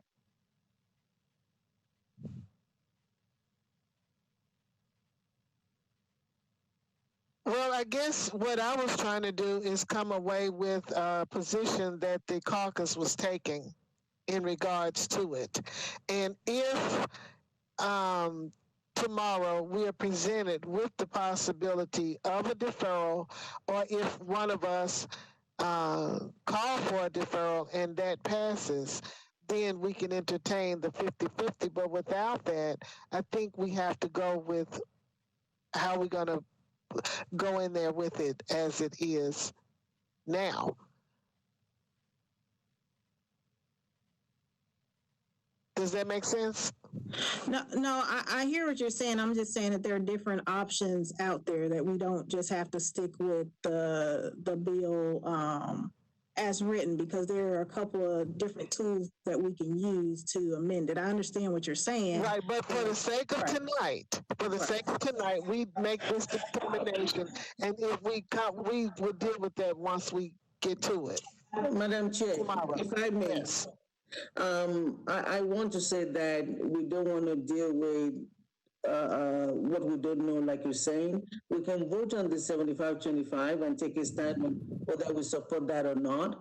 But I think we should also entertain another motion that says if there is an amendment on the floor, and if that comes, would we support that? Because what happens is that we don't have any other way to meet before tomorrow night. And I think if we don't take a stand one way or the other before tomorrow night, then our votes will be split again. And so I think saying that if there's no amendment, I think we can have three motions. If there's no amendment, we're going to do 75-25, vote on that. If there's an amendment, vote on that, or maybe even should we put on an amendment and defer? That way we give ourselves different scenarios and different options. That would be my recommendation. Again, this is a very crazy bill. It does not make any sense. It's full of so many misconceptions. This is a really bad time to even be talking about this, but unfortunately, this is where we are, and we have to. I just want us to have plan A, B, C, if that is possible. Exactly. So I like the idea of having more than one motion. So can we have the first motion, as has already been stated, that we're going to vote against the bill 387?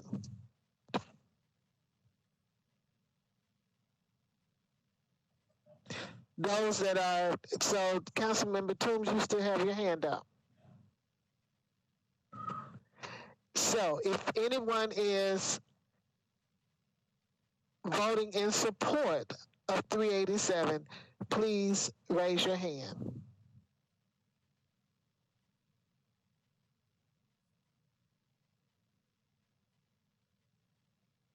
Okay, no one raised their hand, so unanimously, we agreed that we will vote against the bill as is presented.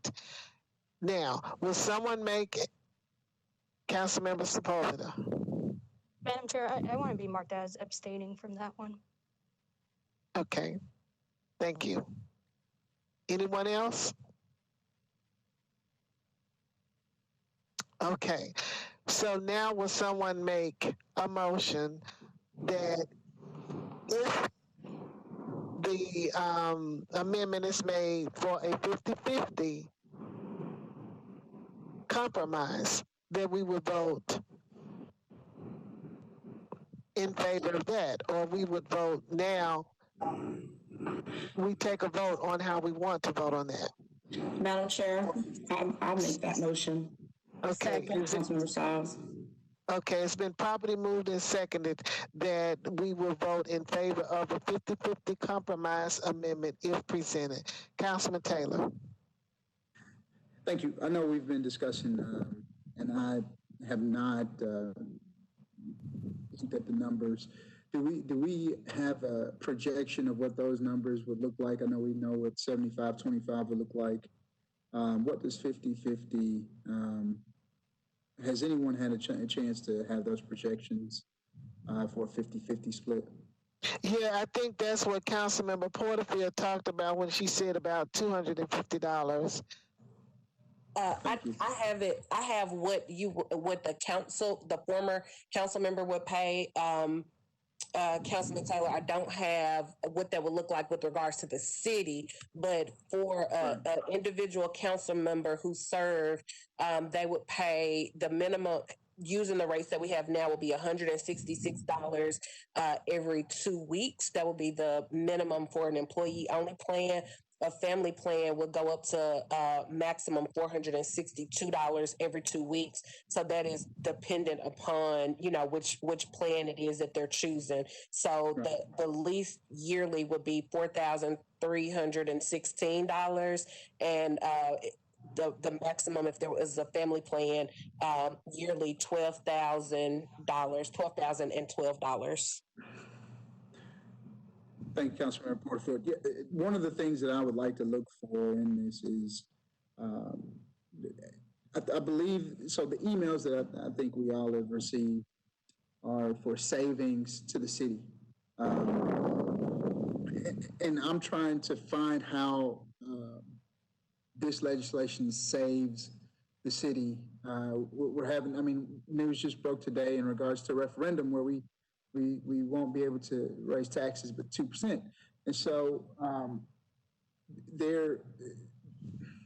not sure that this will help our trash get picked up on a timely fashion, or the things that we're working on, or we can fix the flooding in Southeast with the savings from this bill. And so I meant to say that earlier when we had our first discussion, but the savings on this bill overall, if we knock it out completely, if we go 50%, if we go 25-75 flip, I'm not sure if those savings are going to make a dent in the needs of the city of Nashville. It's not. It doesn't. It doesn't. It doesn't save anything. I mean, we've analyzed the numbers and we've looked at it from what we're working and what we're doing and everything. It doesn't save much, and so it's a shitty bill. I'm sorry. It's a bad bill. I'm sorry. I'm so sorry. It's late. Yes. Tell us how you really feel. Let's get back to order. Let's get back to order. It's been a long day, but I do think that the reason why, and just to wrap it up for me, even considering the 50-50 is again as a concession to my constituents of people that are using now to we're telling you to cut and you're not even willing to give up a little bit of a thing. That's the only thing that it does. It's not much to the city. It's just a good faith on our part to say, we know you're hurting, you're losing. Okay, we'll give up something too, or the future will give up something too. That's all it does. It's still not. So let me just say that the vote that we had was 9 in favor of the motion and 1 abstention, and that is to vote down 387 and 1 abstention. So now we are on the motion that if presented with an amendment for a 50-50 compromise, we will support this collectively as a group. So it's been properly moved and seconded, and we've had quite a bit of discussion. Those in favor of accepting the 50-50 compromise amendment, if and when it is presented, please raise your hand.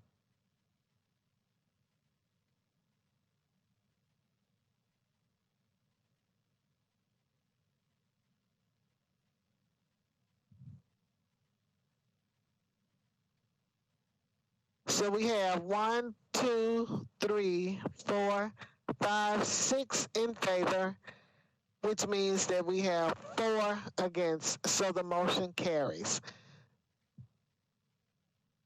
It's a no too.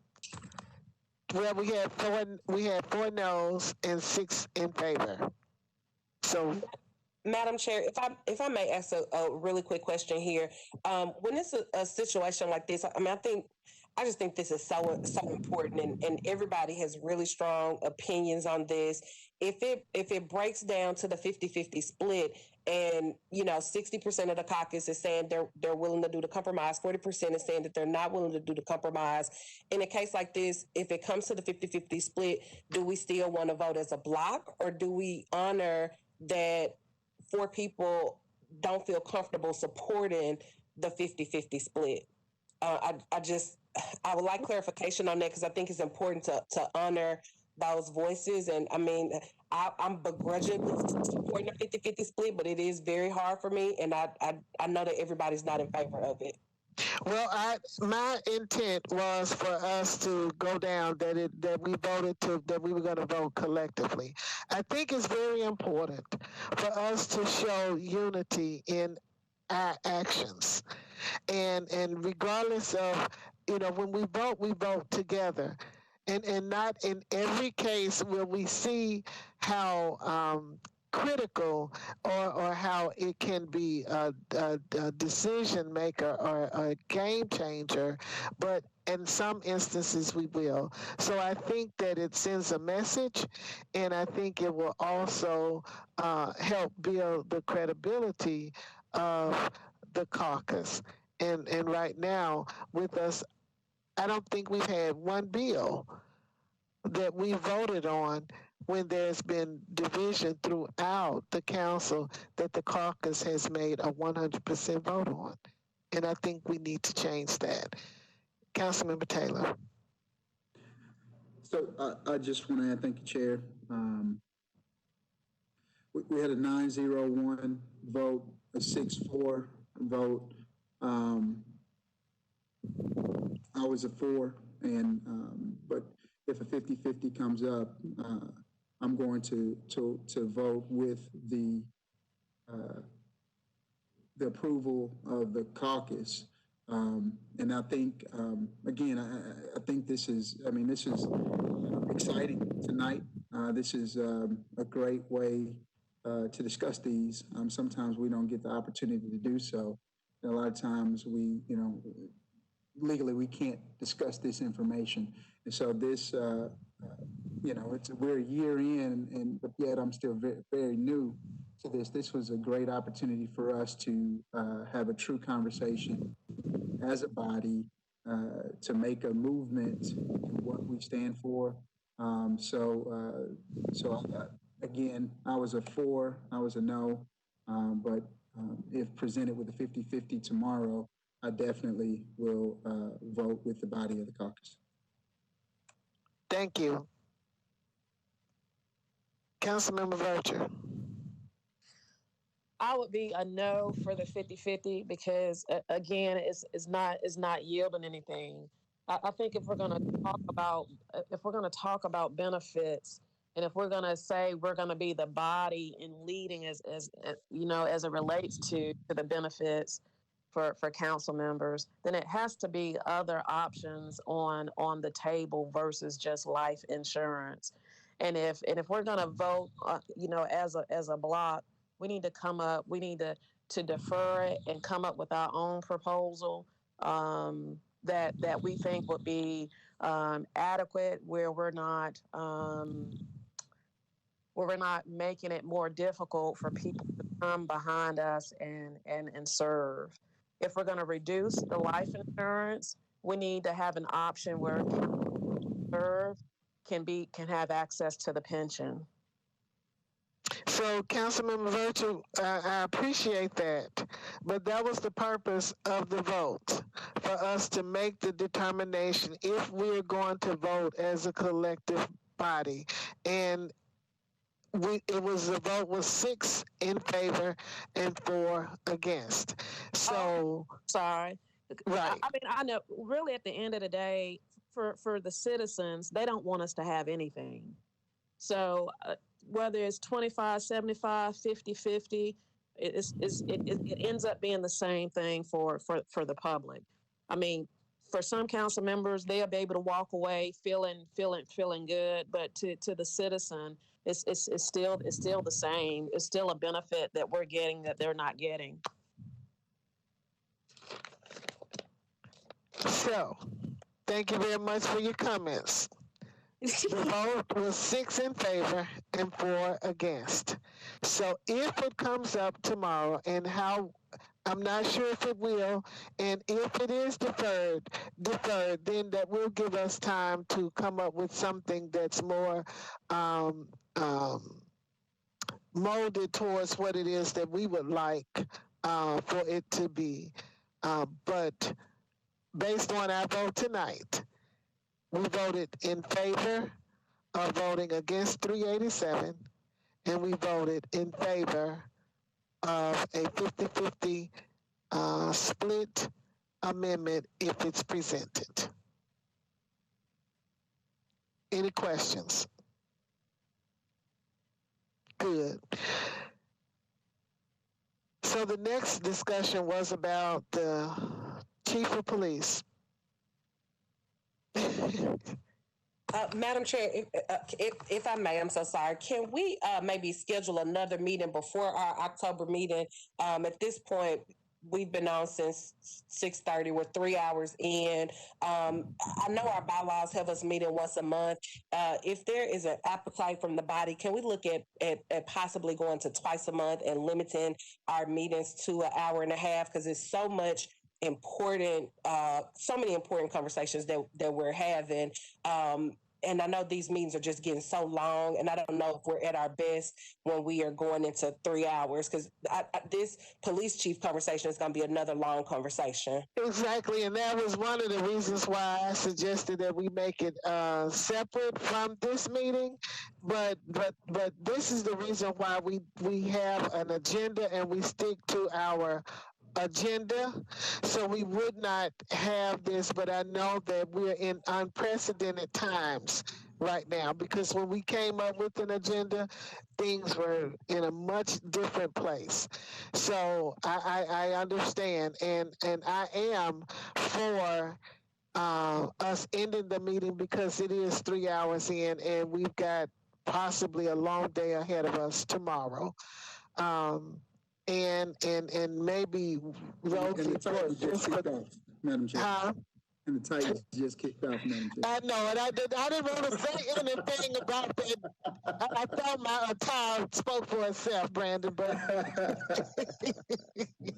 but I do think that, Rosie, if it's possible for you to have another meeting set, that we can have that specific discussion, and we can decide to bring on, if I don't know if you all want to have the police chief, or if this is just a discussion for us to talk about the search. I think would be appropriate. The week of the 21st is an off week for you guys. It's like a 5 Tuesday, so we could within that week, if it's helpful.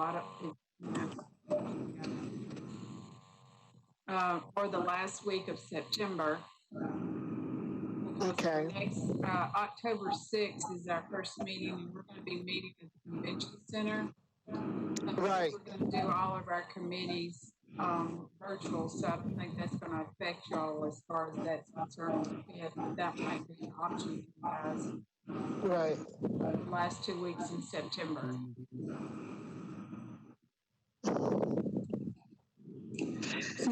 Could we do the 28th, that Monday, that week before? I mean, we'd have the following Monday would also be a meeting, but we'd still be able to have conversation in regards to the police chief search. And I think it is important, and I would leave it up to the collective, but I think it would be good for us to talk to Interim Chief Drake, and then let him be dismissed, and for us to have our conversation in regards to the process. Okay.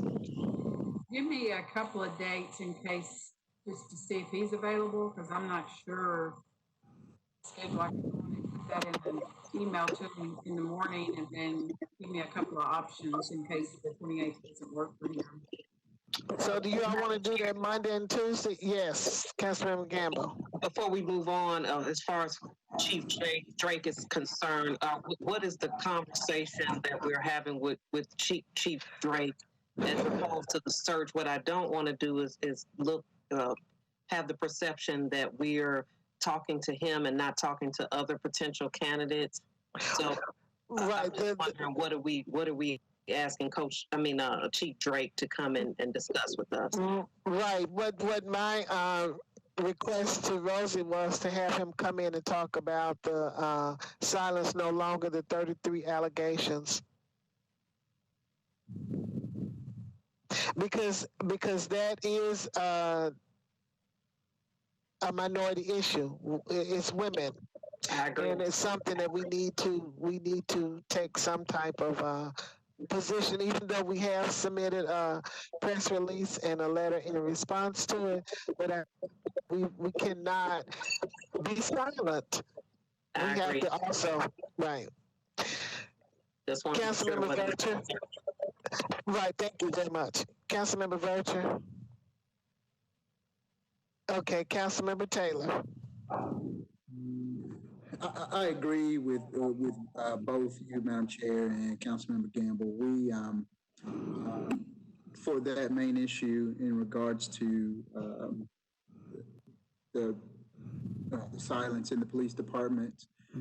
We do need to discuss that as a caucus, specifically with the caucus being majority women, as well as our council being 50% women. That's a conversation that I'm sure our constituents would like us to have.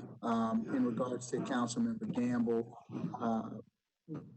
we may not necessarily need to have a discussion in regards to the search with Chief Drake due to him moving closer to being a candidate and a real candidate and the perception of the city with that.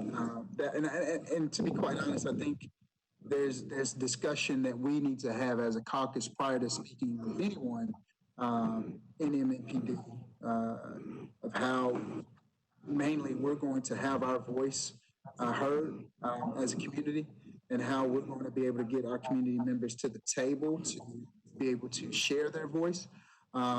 There's been a lot of conversation in regards to that. We have a 40-person team of individuals, or 41 now, I guess, a team of individuals that are doing this or that helping make these decisions. But we, as a caucus, will and council members that have connections and constituents that look to us for information, we have to probably lead that charge, or not probably, we must lead that charge. But I don't think having anyone from MNPD during our discussion in regards to the search for the chief will be necessary at this moment. I think that can come later, but at this moment, I think we need to discuss it as a caucus. Absolutely, absolutely agreed. And as I said, the discussion with Chief Drake will be regarding the silence no longer, and not about the search itself. And it's not an interview of him either in his search for the position. So,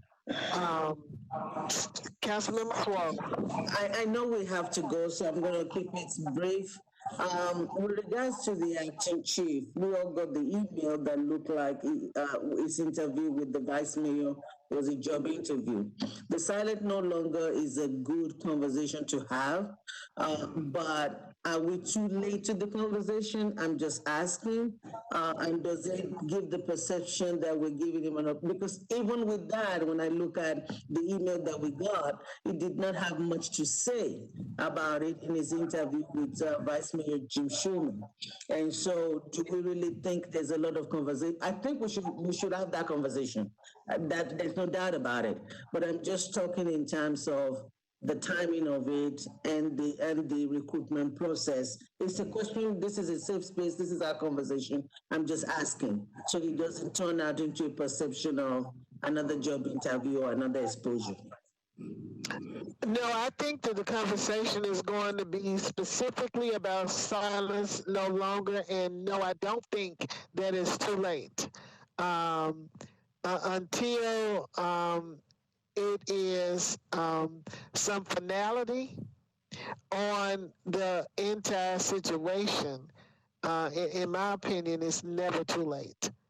And I think we need to express our concerns or ask questions and get a better understanding on the approach that the police department has taken and or will take in regards to it. And for all we know, things may continue to unfold. Right now it's 33 and we don't know if there's more. So I think that we need to have the discussion. Madam Chair? Yes. So I concur, and having had conversations with Greta, who is the founder of Silent No Longer, we definitely need to have a conversation, and I think there's no such thing as too late in an issue such as this. We need to collectively come together, whether it's the Minority Caucus, it's as women, we need to support, because 33 people, 33 women can't be wrong.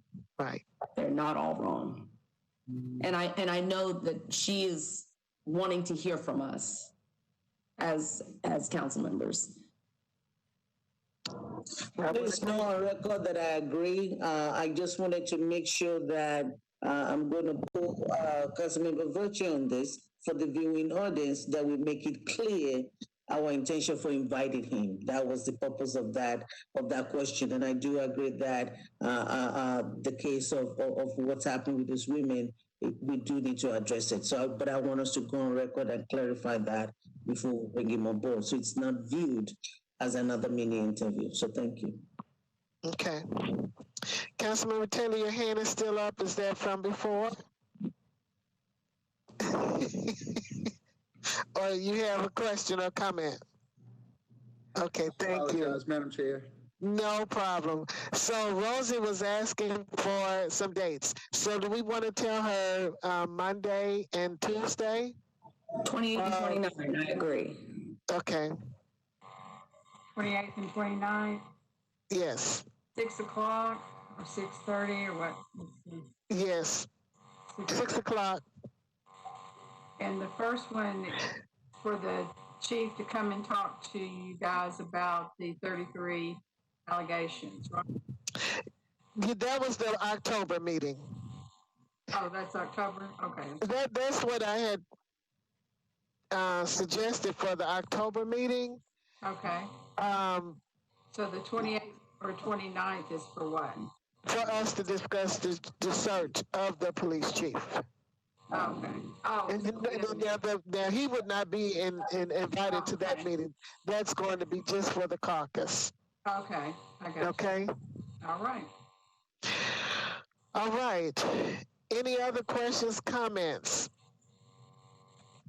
If so, we'll save it to our next meeting on the 28th or the 29th.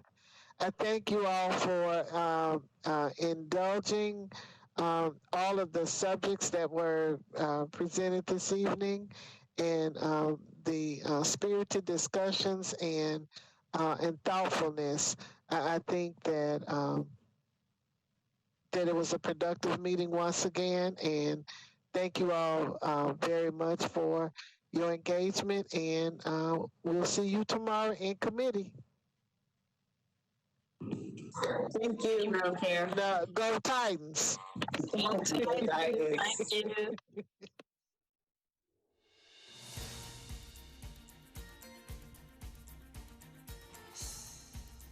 This has been a service of the Metro Nashville Network. If you would like to see this presentation again, or for more information about this and other programs, visit nashville.gov.